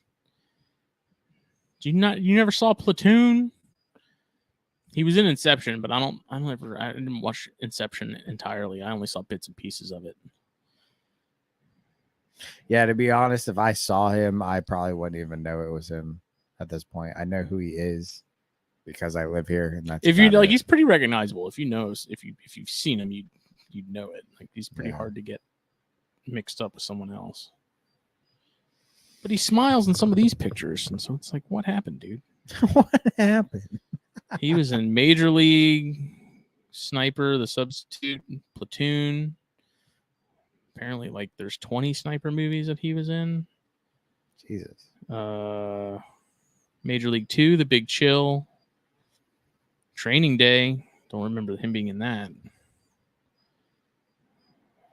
What else? A lot of, like, Smoking Aces too.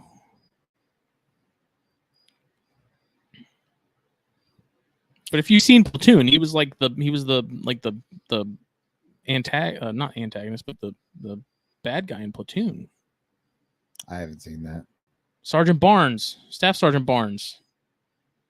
I think my bass player, when I was playing music at one point, he's like, dude, when you see him, call him Sergeant Barnes. I was like, are you trying to get me punched in the face? Because he'd probably call him Staff Sergeant Barnes, and he probably would look at you and be like, fuck you. Fuck you, dude. I saw what you did to fucking Willem Dafoe. You piece of shit. Look, if you have not seen Platoon, that is a great movie, though. I have not seen that. I'm with you, man. I haven't watched a lot of movies. Smitty always makes fun of me for not watching certain movies. Done left Willem Dafoe in the dust, man. Messed up. And then everyone knew it, but no one would say anything, because then he'd mess you up too if you tattled.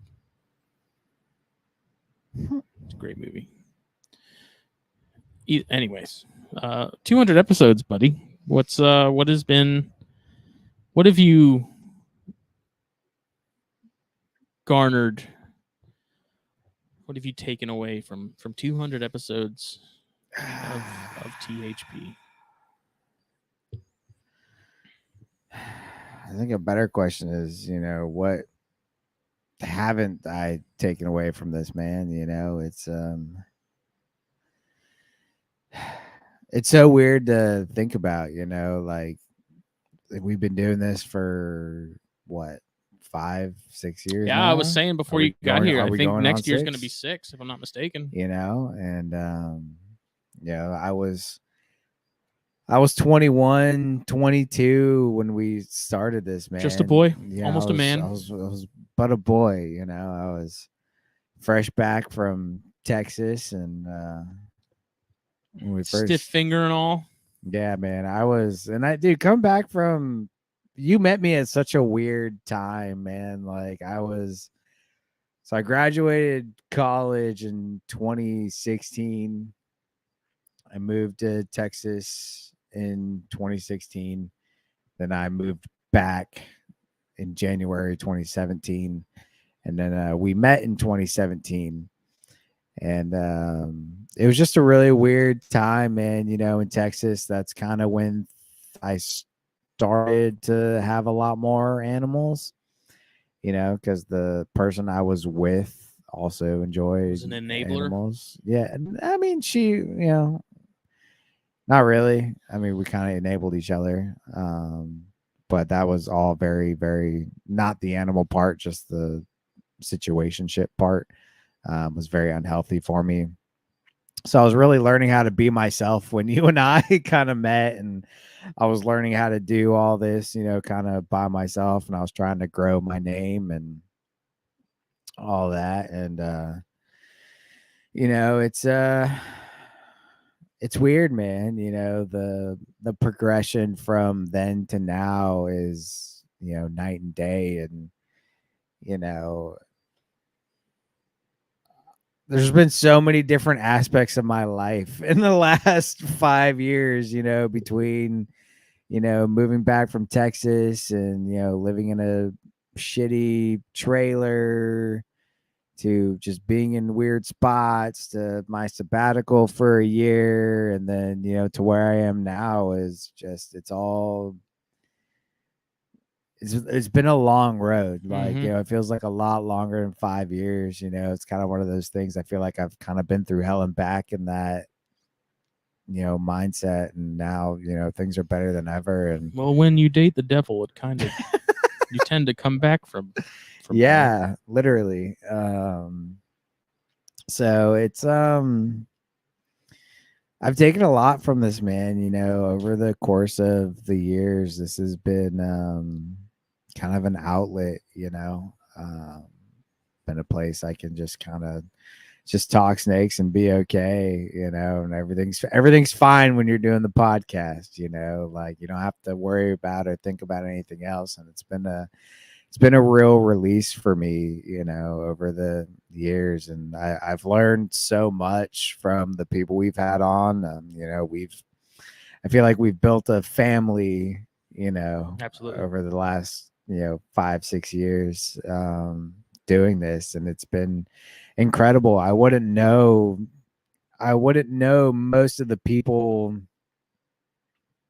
that I call my best friends now if it wasn't for the show, which to me is mind boggling. I went to I had high school friends, I had college friends. I think I still have like 2 people I talk to now from those days. The people that I call my best friends in the world came from doing this show.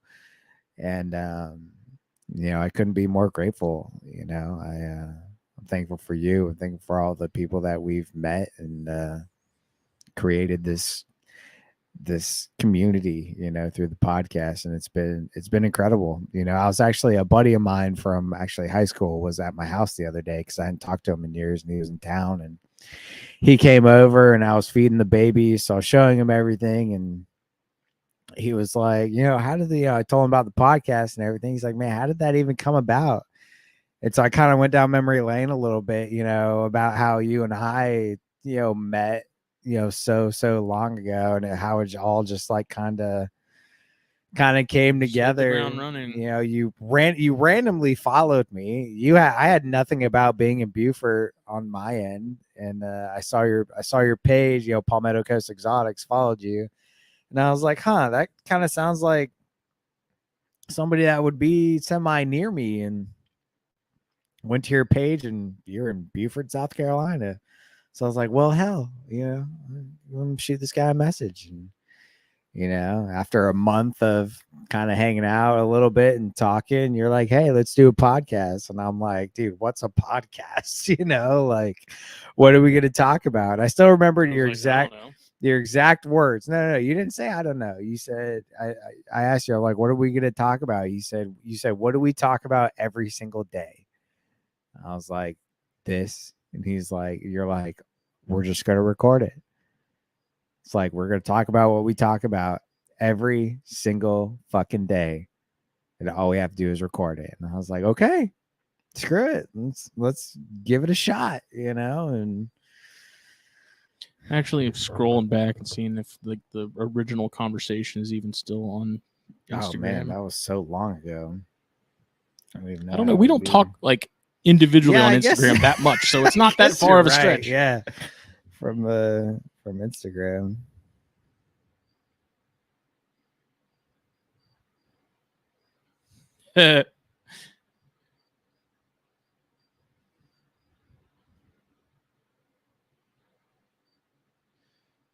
What, did you find it?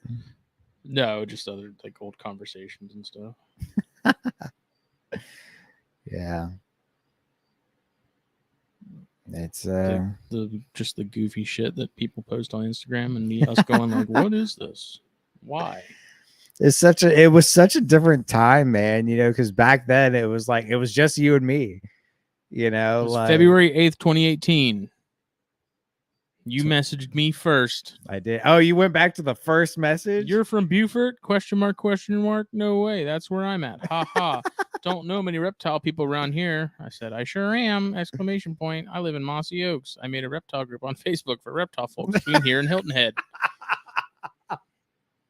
Is that around Port Royal? I live over in Burton at the moment. Ha ha. And no way, really? What's it called?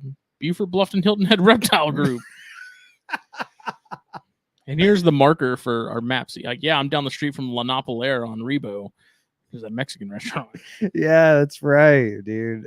That was when you were living with Doug. And I said, you're right about there not being many hurt folks here, especially Morelia people.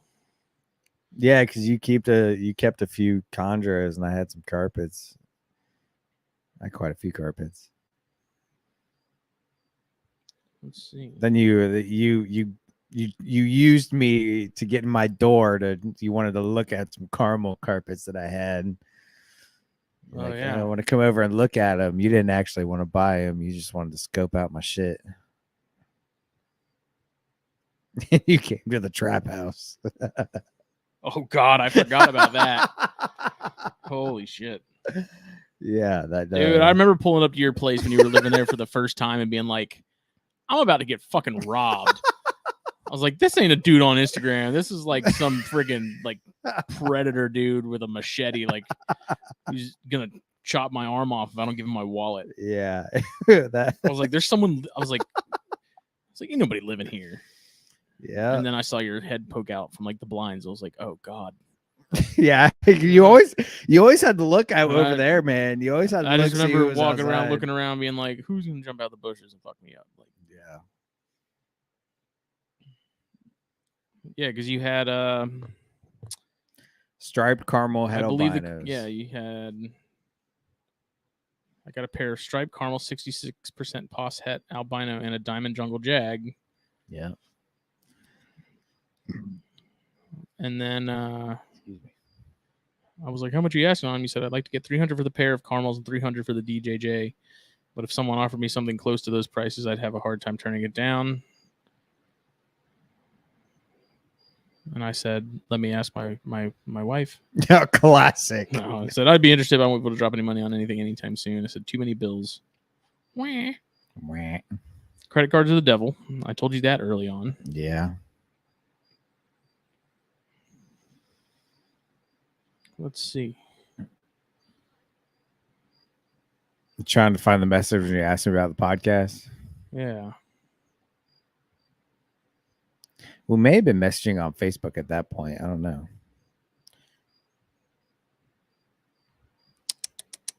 That's crazy. I even went back to the first message.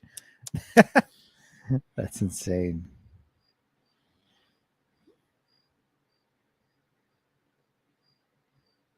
I think I remember. I saw you at one point when you were in PetSmart, like way before this. Before that? Oh, when I was working there? Yeah. I'm sure you did. So that would have been years before. Well, not years, about 3 years before. Is your king a total ass like they all seem to be? Is your what? Your king rat? Oh, your king rat? Yeah, I had a king rat at the time. That's right.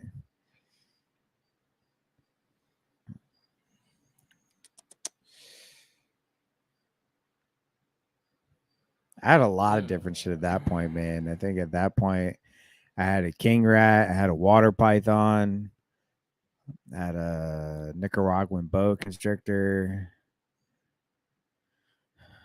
I think the rest were carpets. You were there already when I got into my blood phase. Very, very short-lived. Yeah. Yeah, I think that was it. No colubrids. Oh, minus the king rat, obviously, but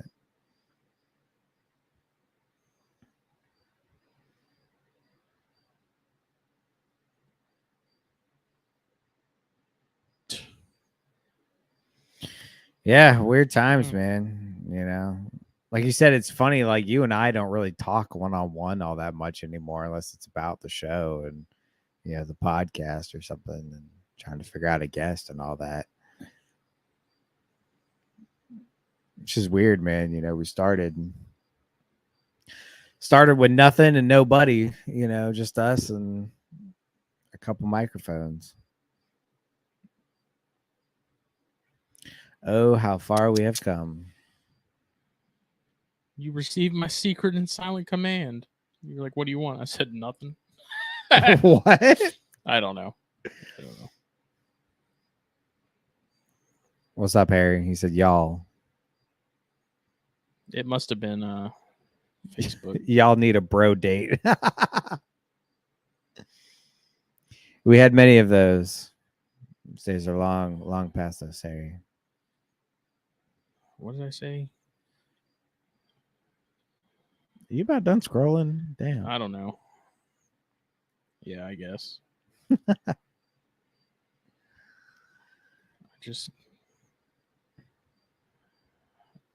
I shared you something from JT in like 2021. From JT? Yeah.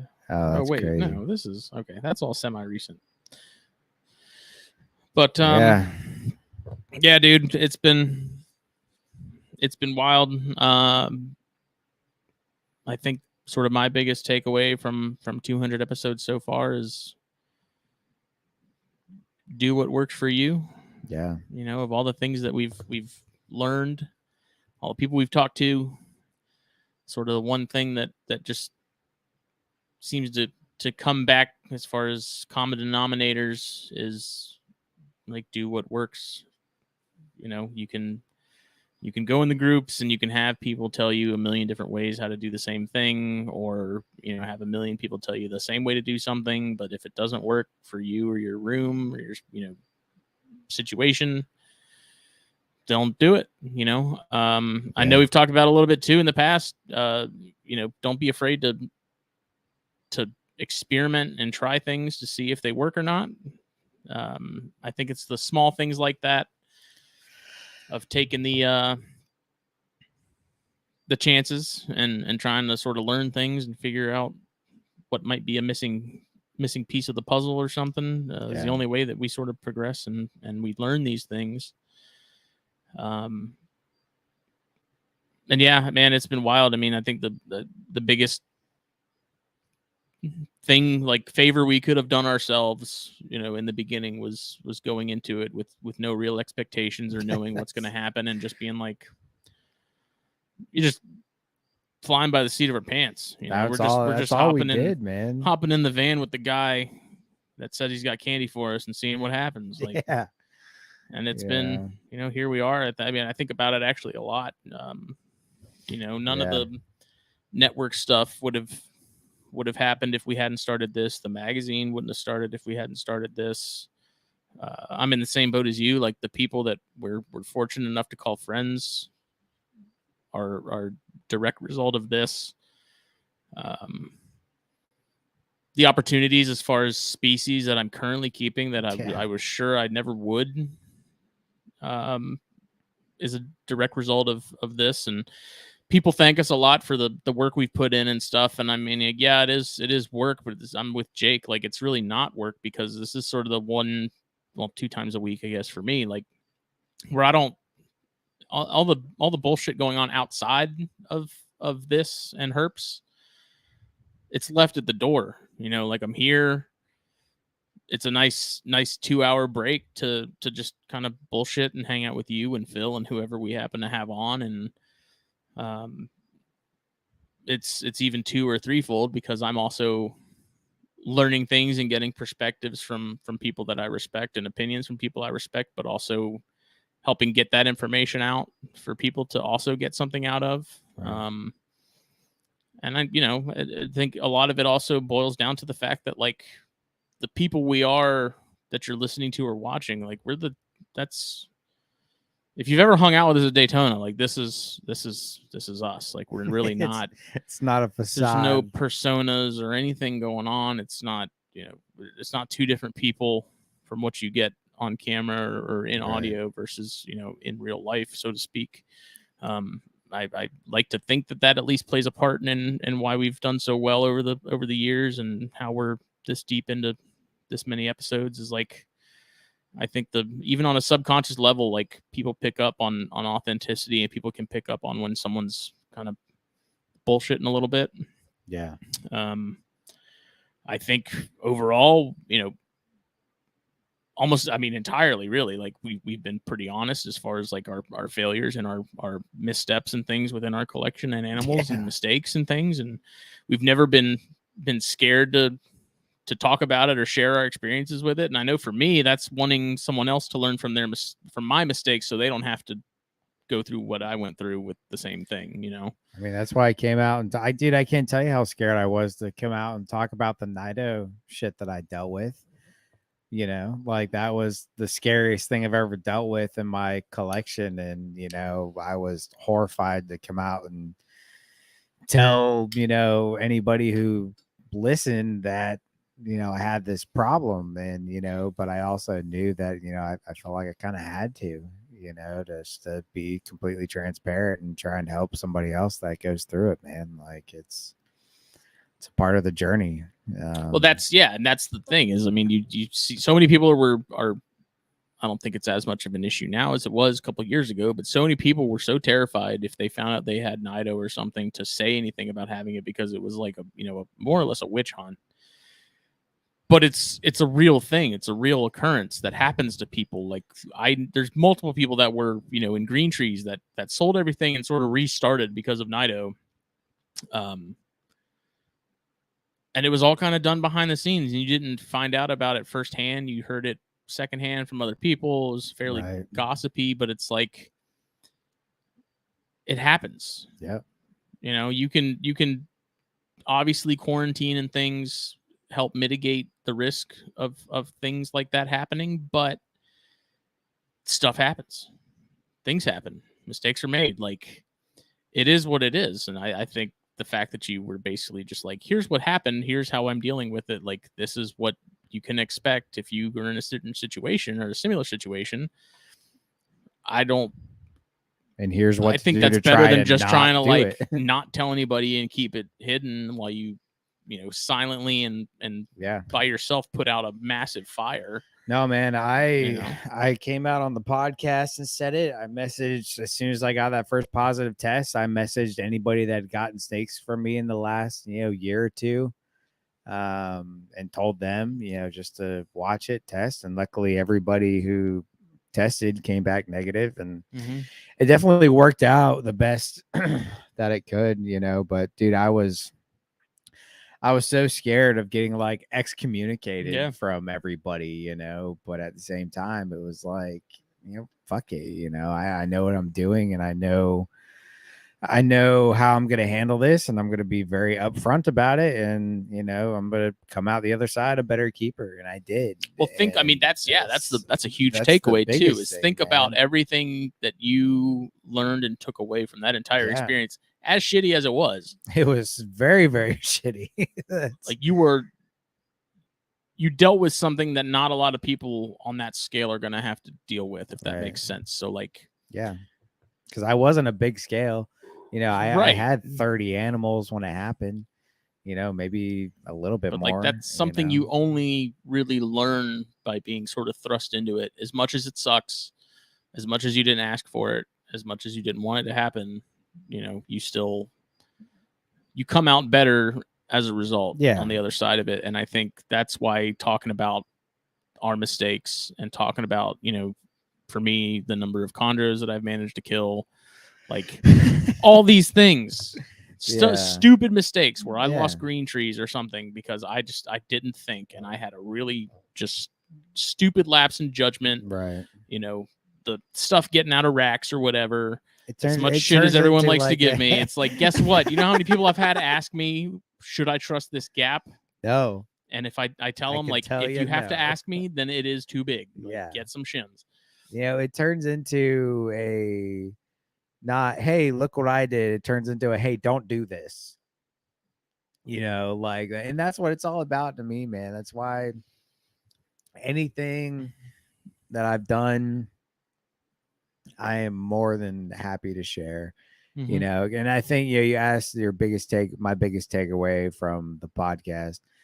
My biggest takeaway is never stop learning and never get stagnant, man. Like, always try to do better, and try and listen to everybody that you have on, even if whether you've been keeping for 2 years, 10 years, 20 years, whatever, you can always learn something new. And the biggest thing is learning from your mistakes, and then people like us who have been open about their mistakes, learn from other people's mistakes, so you don't have to learn from your own. I want someone to take full advantage of me telling them, here's what I did and here's how it ended. You don't want to do that. Here's what I did wrong. Don't do this. Please take something from that. Yeah. Like, I want you to take something from that. I don't want you to be like, that's not going to happen to me, or like, I don't want you to just completely ignore that.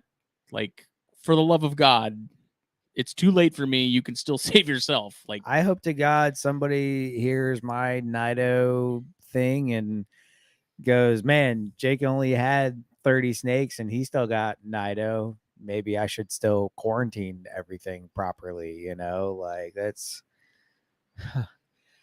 excuse me.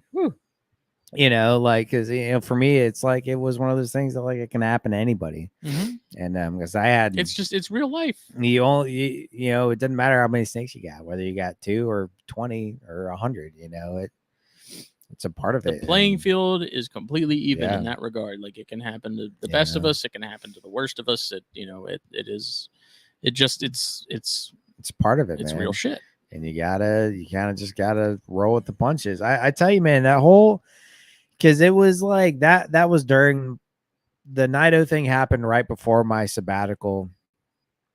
And the then timing was just horrible. Absolutely horrible. Because then I was dealing with, positive test after positive test, on top of not having the podcast, not having an outlet to talk to people. And, I just, like, it was a really, really low time, man. Like, it was a really rough time. I lost, I think I had to put down probably 10 animals myself, because they showed signs, tested positive, and, I wasn't going to let them suffer.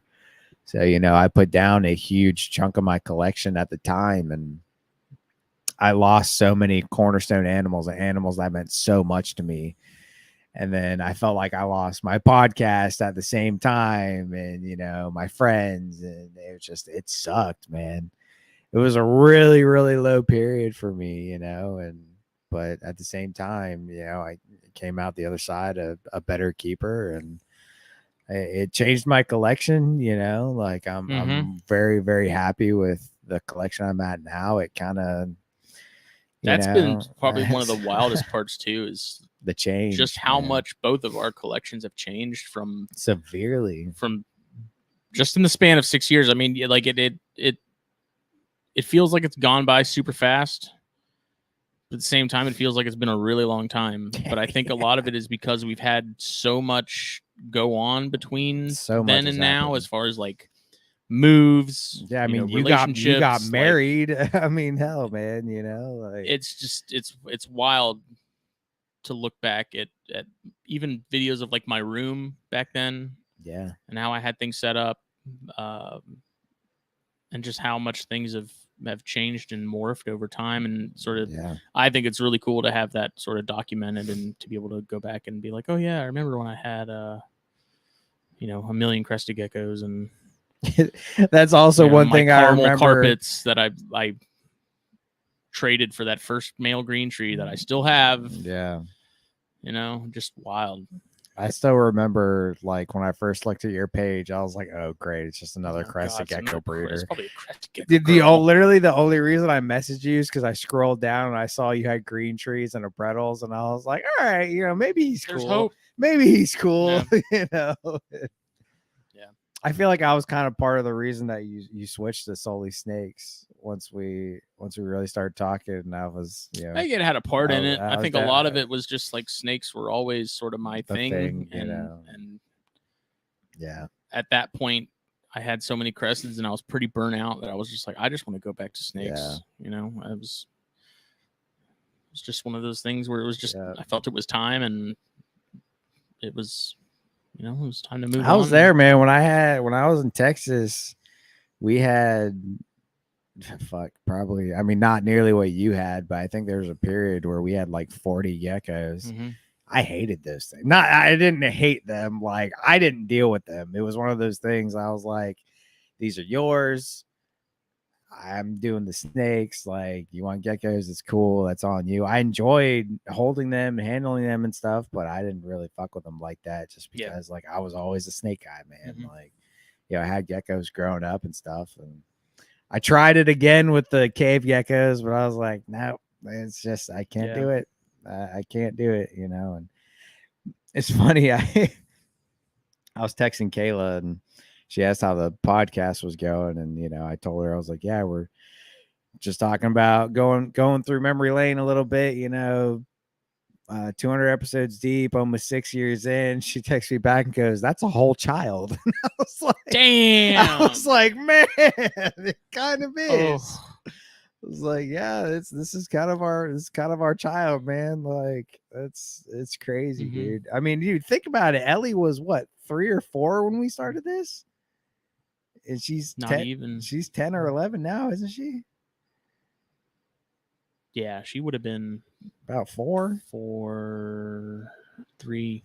Like, that's 4, crazy, dude. 4. She would have like just turned 4. That's insane. Like, I don't know. I remember telling Katie, because we were, we had been dating for, I think, a year or 2 at that point. I was like, I'm gonna start a podcast. You had only been together a year or 2 at that point? I think so. Wow. 2015. Yeah. So yeah, about 3 years then, 2.5 going on. But 3. I was like, I want to start a podcast. She's like, about what?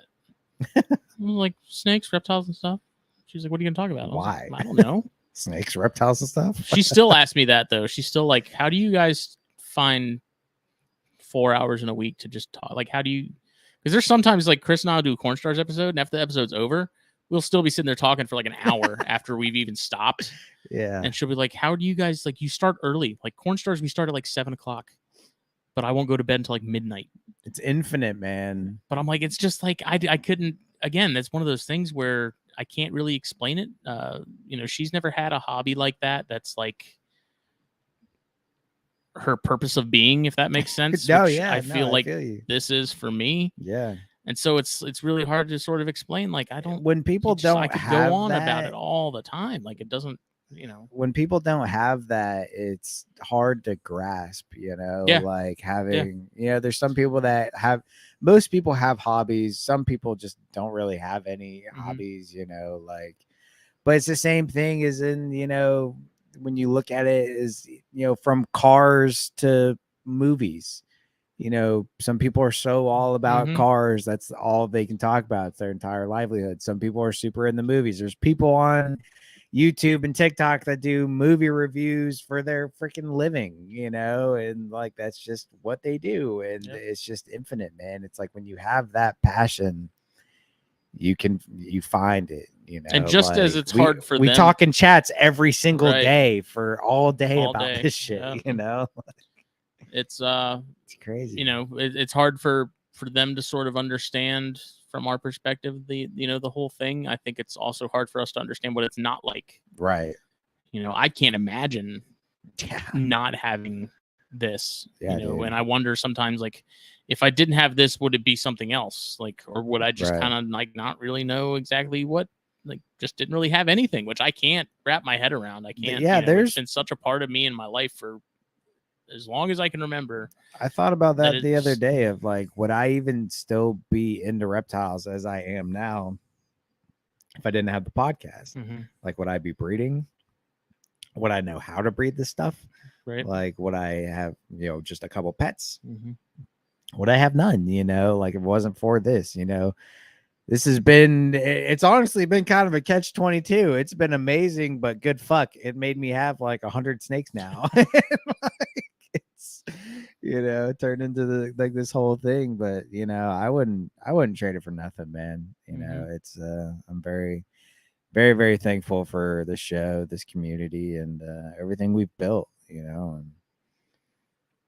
was talking to Phil in Daytona, and he's like, dude, y'all are kind of the flagship show for the network. And I was like, damn, man, like, yeah, I remember last year at Daytona, man, we had a bunch of people at the pavilion. I just remember like stopping and kind of looking around, and I went over to Phil and I was like, we did this. You realize this is like because of us. Like, it's just all of a sudden it just like clicked, and it was like, oh my God, like this is it's a thing. I can tell you there was no hangout like that at the pavilion the years before at Daytona. Yeah, it's just crazy. Like the fact that even if it was indirect, we're able to bring that many people together.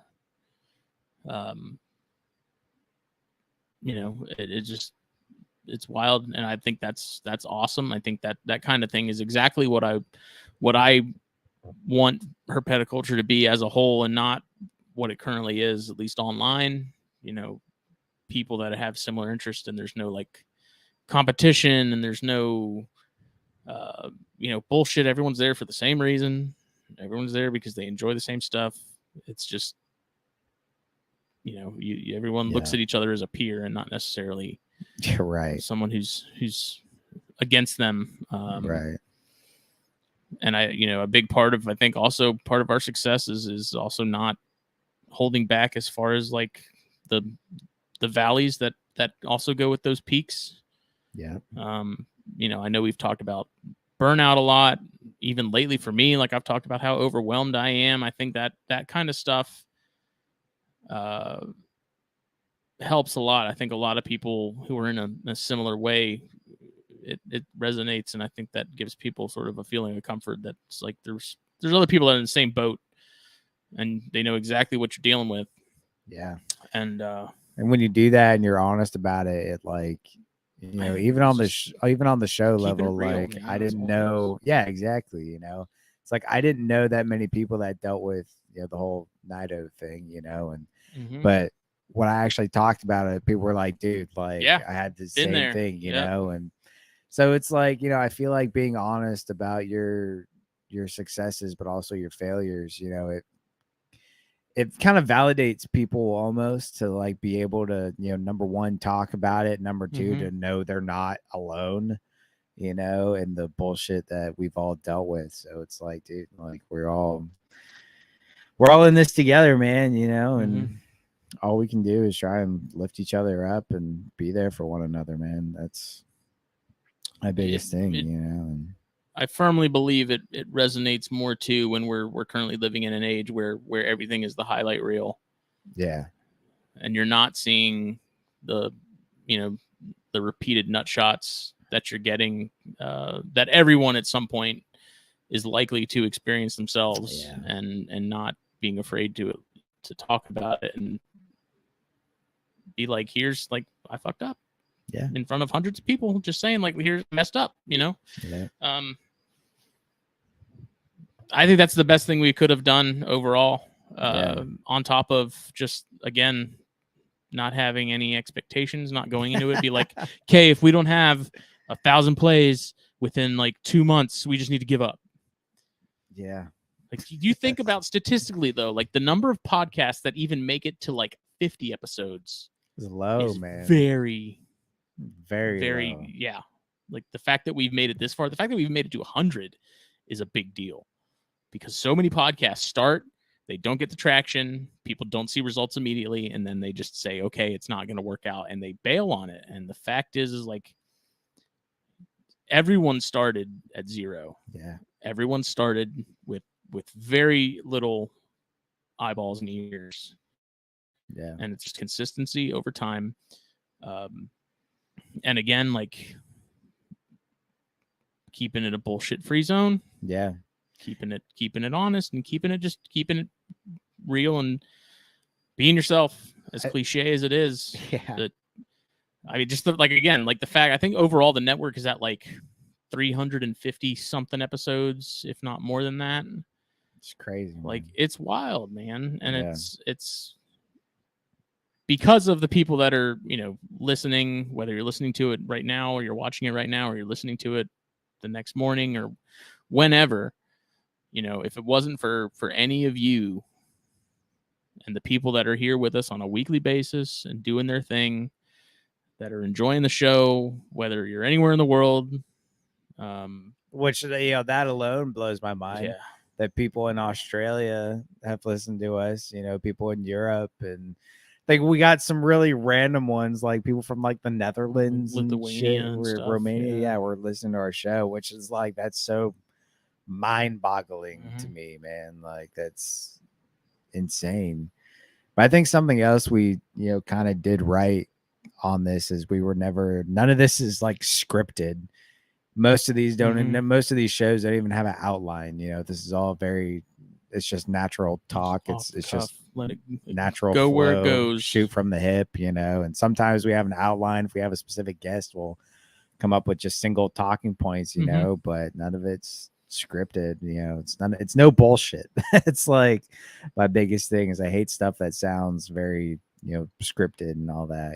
It's I also feel like we kind of, this isn't like tooting your own horn or anything, but I also feel like us doing this and seeing like, well, if these fucks can do it, so can I. I feel like we kind of almost started a wave of a lot more podcasts. You know what I mean? Like, it seems I've thought about that. I think a lot of that is really timing. Yeah. And I'm not saying, it's because of us, blah, blah. But I think, people hearing us and, again, seeing like, if these two assholes can do it, because we talked about how easy it was, it's really not that hard. We encouraged a lot of people to start their own shows, and, NPR obviously had a huge impact on that as well. And really getting things going with that. I think the timing of when we sort of came in was right as well. And we were kind of early on the block. Yeah. But I mean, I think a lot of shows that pop up are the result of people seeing other shows and saying, I can do that too. Maybe even I can do it better. That's, I hope you do it better. Subjective. Yeah. I mean, please God. I remember I hope a lot of people come out and do these shows better than we can. Phelan's podcast was a big part of the reason why I was like, let's start a podcast. And it wasn't because like there was anything wrong with Phelan's at all, but I was just like, I could do that. Yeah, I can do that. And there was always like species that I wanted to see covered, but not many people were really keeping or anything like that. So it was like, this is, figure this out. Don't know what we're doing, but we're going to do it. And it's worked. So no signs of slowing down. Yeah, I certainly don't plan on it. Don't want to. Anything you want to that you would do differently moving forward? The only thing I really want to do, for one, we need to get better about lining up guests. Oh my god, dude, it's been rough here. It's been rough lately, rough at man. Snakes and Stogies. Like the only show that's really been good about keeping that lined up is Corn Stars, and that's because Chris pretty much handles it. Chris is like, "Oh, I got somebody." I was like, "Okay, cool. When do you want to do it? This date? What time? Cool, perfect. I'll be there." Like, Chris handles so much of Corn Stars and how that works. Yeah, you know, he's, God bless him. Yeah. But yeah, lately it's been rough on it's been rough. The Snakes and Stogies front and here, and it's not necessarily from like a lack of trying. I know Snakes and Stogies, the last couple episodes we've tried to get people lined up. It was a little more short notice, or they wanted to punt it to a later date, and you know, it is what it is. Sometimes it just doesn't work out, but the show goes on. So, yep.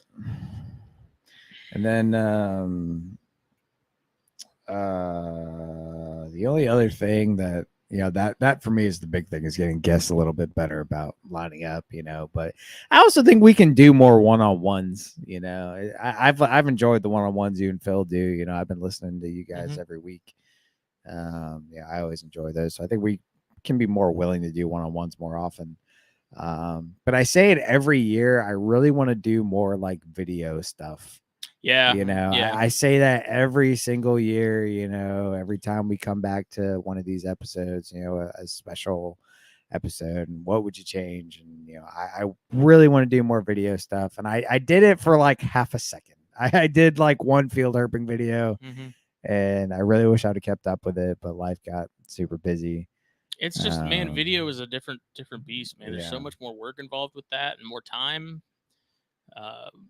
With this and sort of audio and whatnot, and the live streams, which they make it easy because they just go straight to the platforms and stuff. Right. I don't have to do any uploading separately like I do like the recorded episodes. But like, yeah, man, doing, because I had a little bit there where I was on a tear and I was doing a lot of videos, and then it just over time I was like, man, it's not that I don't want to do them.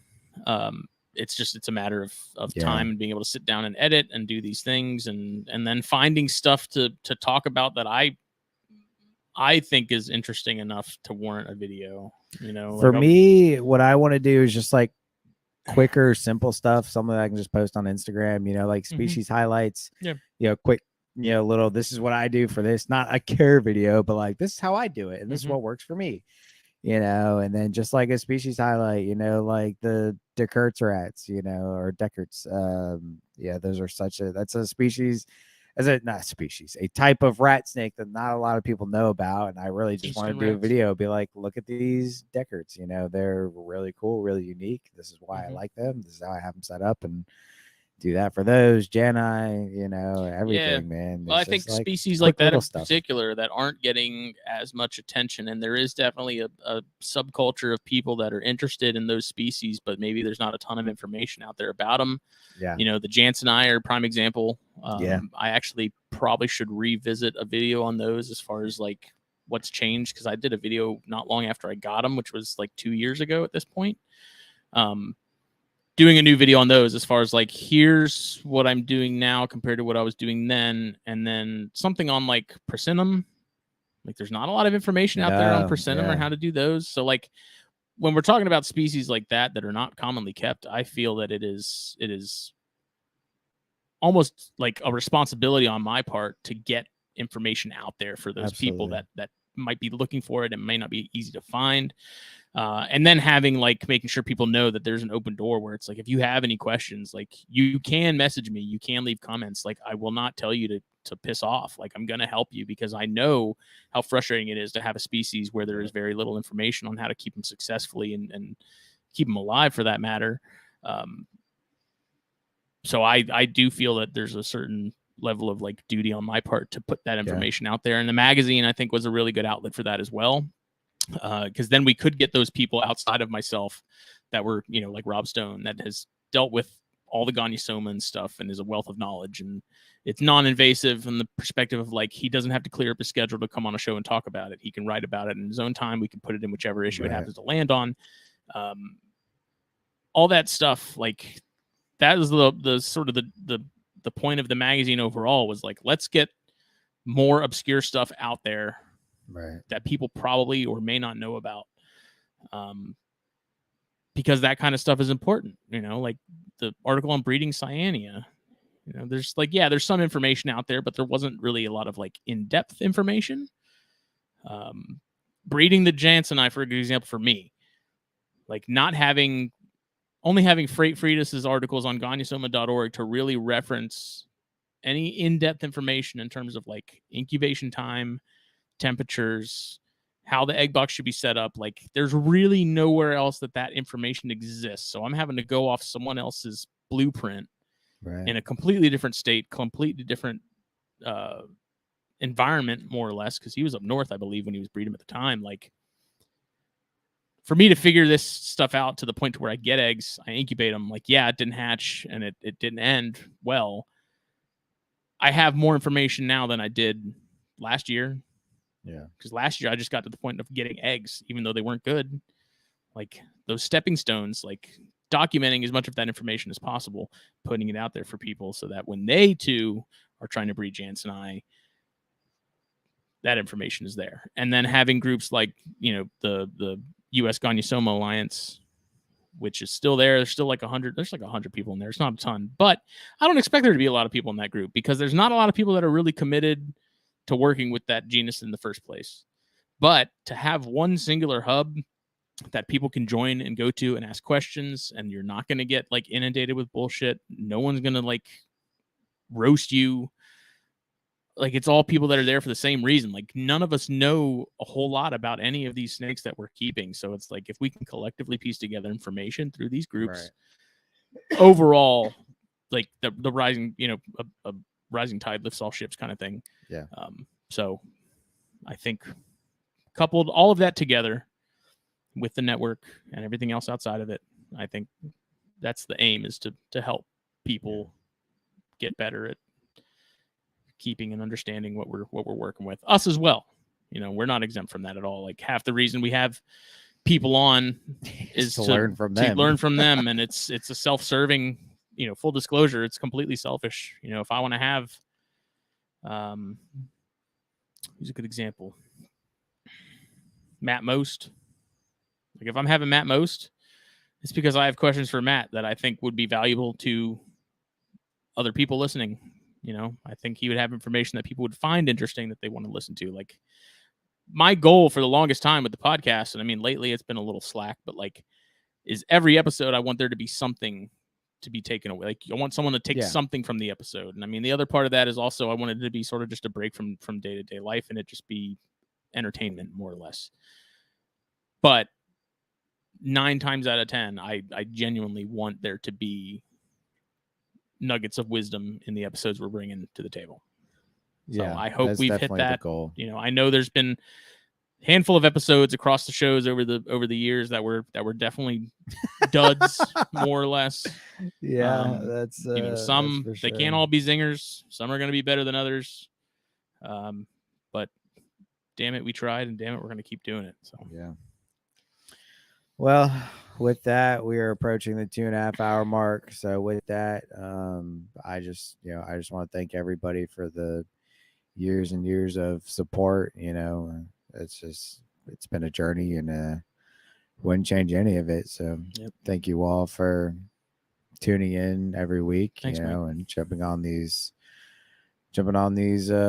live streams. And that's another thing I want to do more on THP is more live streams. More lives. I do enjoy the live. I like the banter in the. You were kind of weirded out by him for a while. At first, you get used it was to it. uncomfortable, but now I actually have grown to enjoy it a lot more. Once you get into the groove, so, the flow of things. Yeah, I really like the comments. Which is something else I actually thought was interesting about you and I starting it is like we the cadence and sort of the flow of conversation was very like natural. Like it was never like an awkward thing. It was always just like go with the flow. I don't know. Like you start like I equate it to like bands. Like when bands first get together, it's kind of awkward because no one like you haven't quite figured out the nuances of how someone likes to play certain knows things. What to do with their hands. Yeah, and then over time, like you can almost know what the other person's going to do and when they're going to do it, and be able to match them, and not even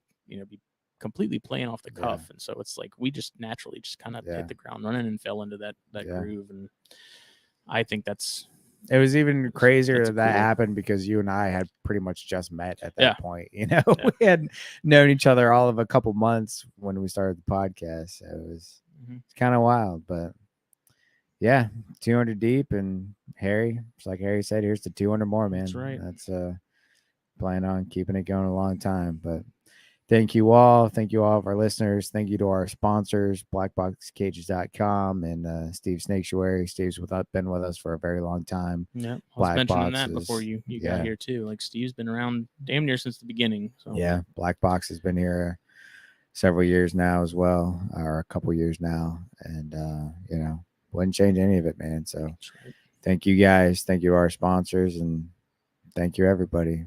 Here's to do another 200.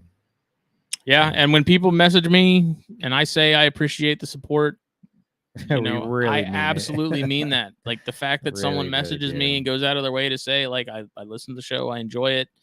They have questions or something about Bairds or whatever. Like anything like that still just gets me a little giddy because I just think it's so cool that there's people that are willing to stop and take the one sort of currency that you never get anything back from, which is time. Yeah. And that they're willing to give you that, even if it's very brief, like even if it's a 2-second message on Instagram saying thanks. Like I appreciate that more than anybody could really know. Like it means so much to me that people are willing to do that. People in this chat just gave us 2.5 hours of their night to sit here and listen to us. Like that means so much. Could have been anywhere else in the world. Yeah, like it does not go unnoticed. And like I said, when I tell someone I appreciate their support or I appreciate the listenership, I mean that wholeheartedly. Like wholeheartedly. I know I speak for myself and I speak for Phil and the rest of the guys. Like it means so much. We appreciate every single listen, man. That's really means a ton, So. But speaking of BlackBox and Steve Snaketuary, this episode was brought to you by both. Use the code THN at checkout on BlackBox. Get a rack, get a cage, get both. You like both? Get both. Definitely get some both. Stuff works better for others. Whatever floats your boat. That's right. Steve Snaketuary's Venom Sauce. Get the whole set, collect them all, and get 1 or 2 bottles. Cottonmouth sauce, that's the one we always recommend because that's the one we like the most. Grab you some, help Steve out. He's doing a lot of good stuff. And if you're getting that hot sauce, you're directly helping Steve with all of the Asians he's doing, relocations, educations, rehabilitations, all that stuff. So help him out. Get something cool. Again, even if you're not a hot sauce person, it's a cool little just collectible thing to keep, on your desk. It's decor or something, Everybody likes Reptile memorabilia. That's right. So. And then Full Visa Apparel. Also use the code THN at checkout.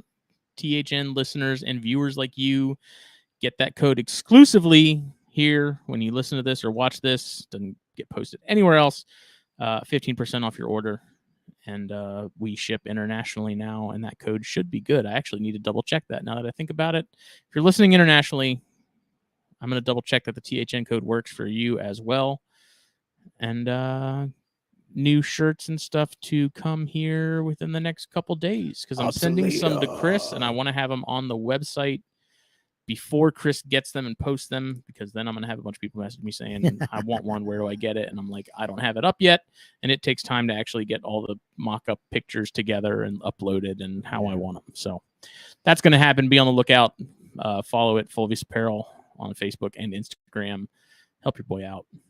We will see everybody Monday for Snakes and Stogies, episode 170 something.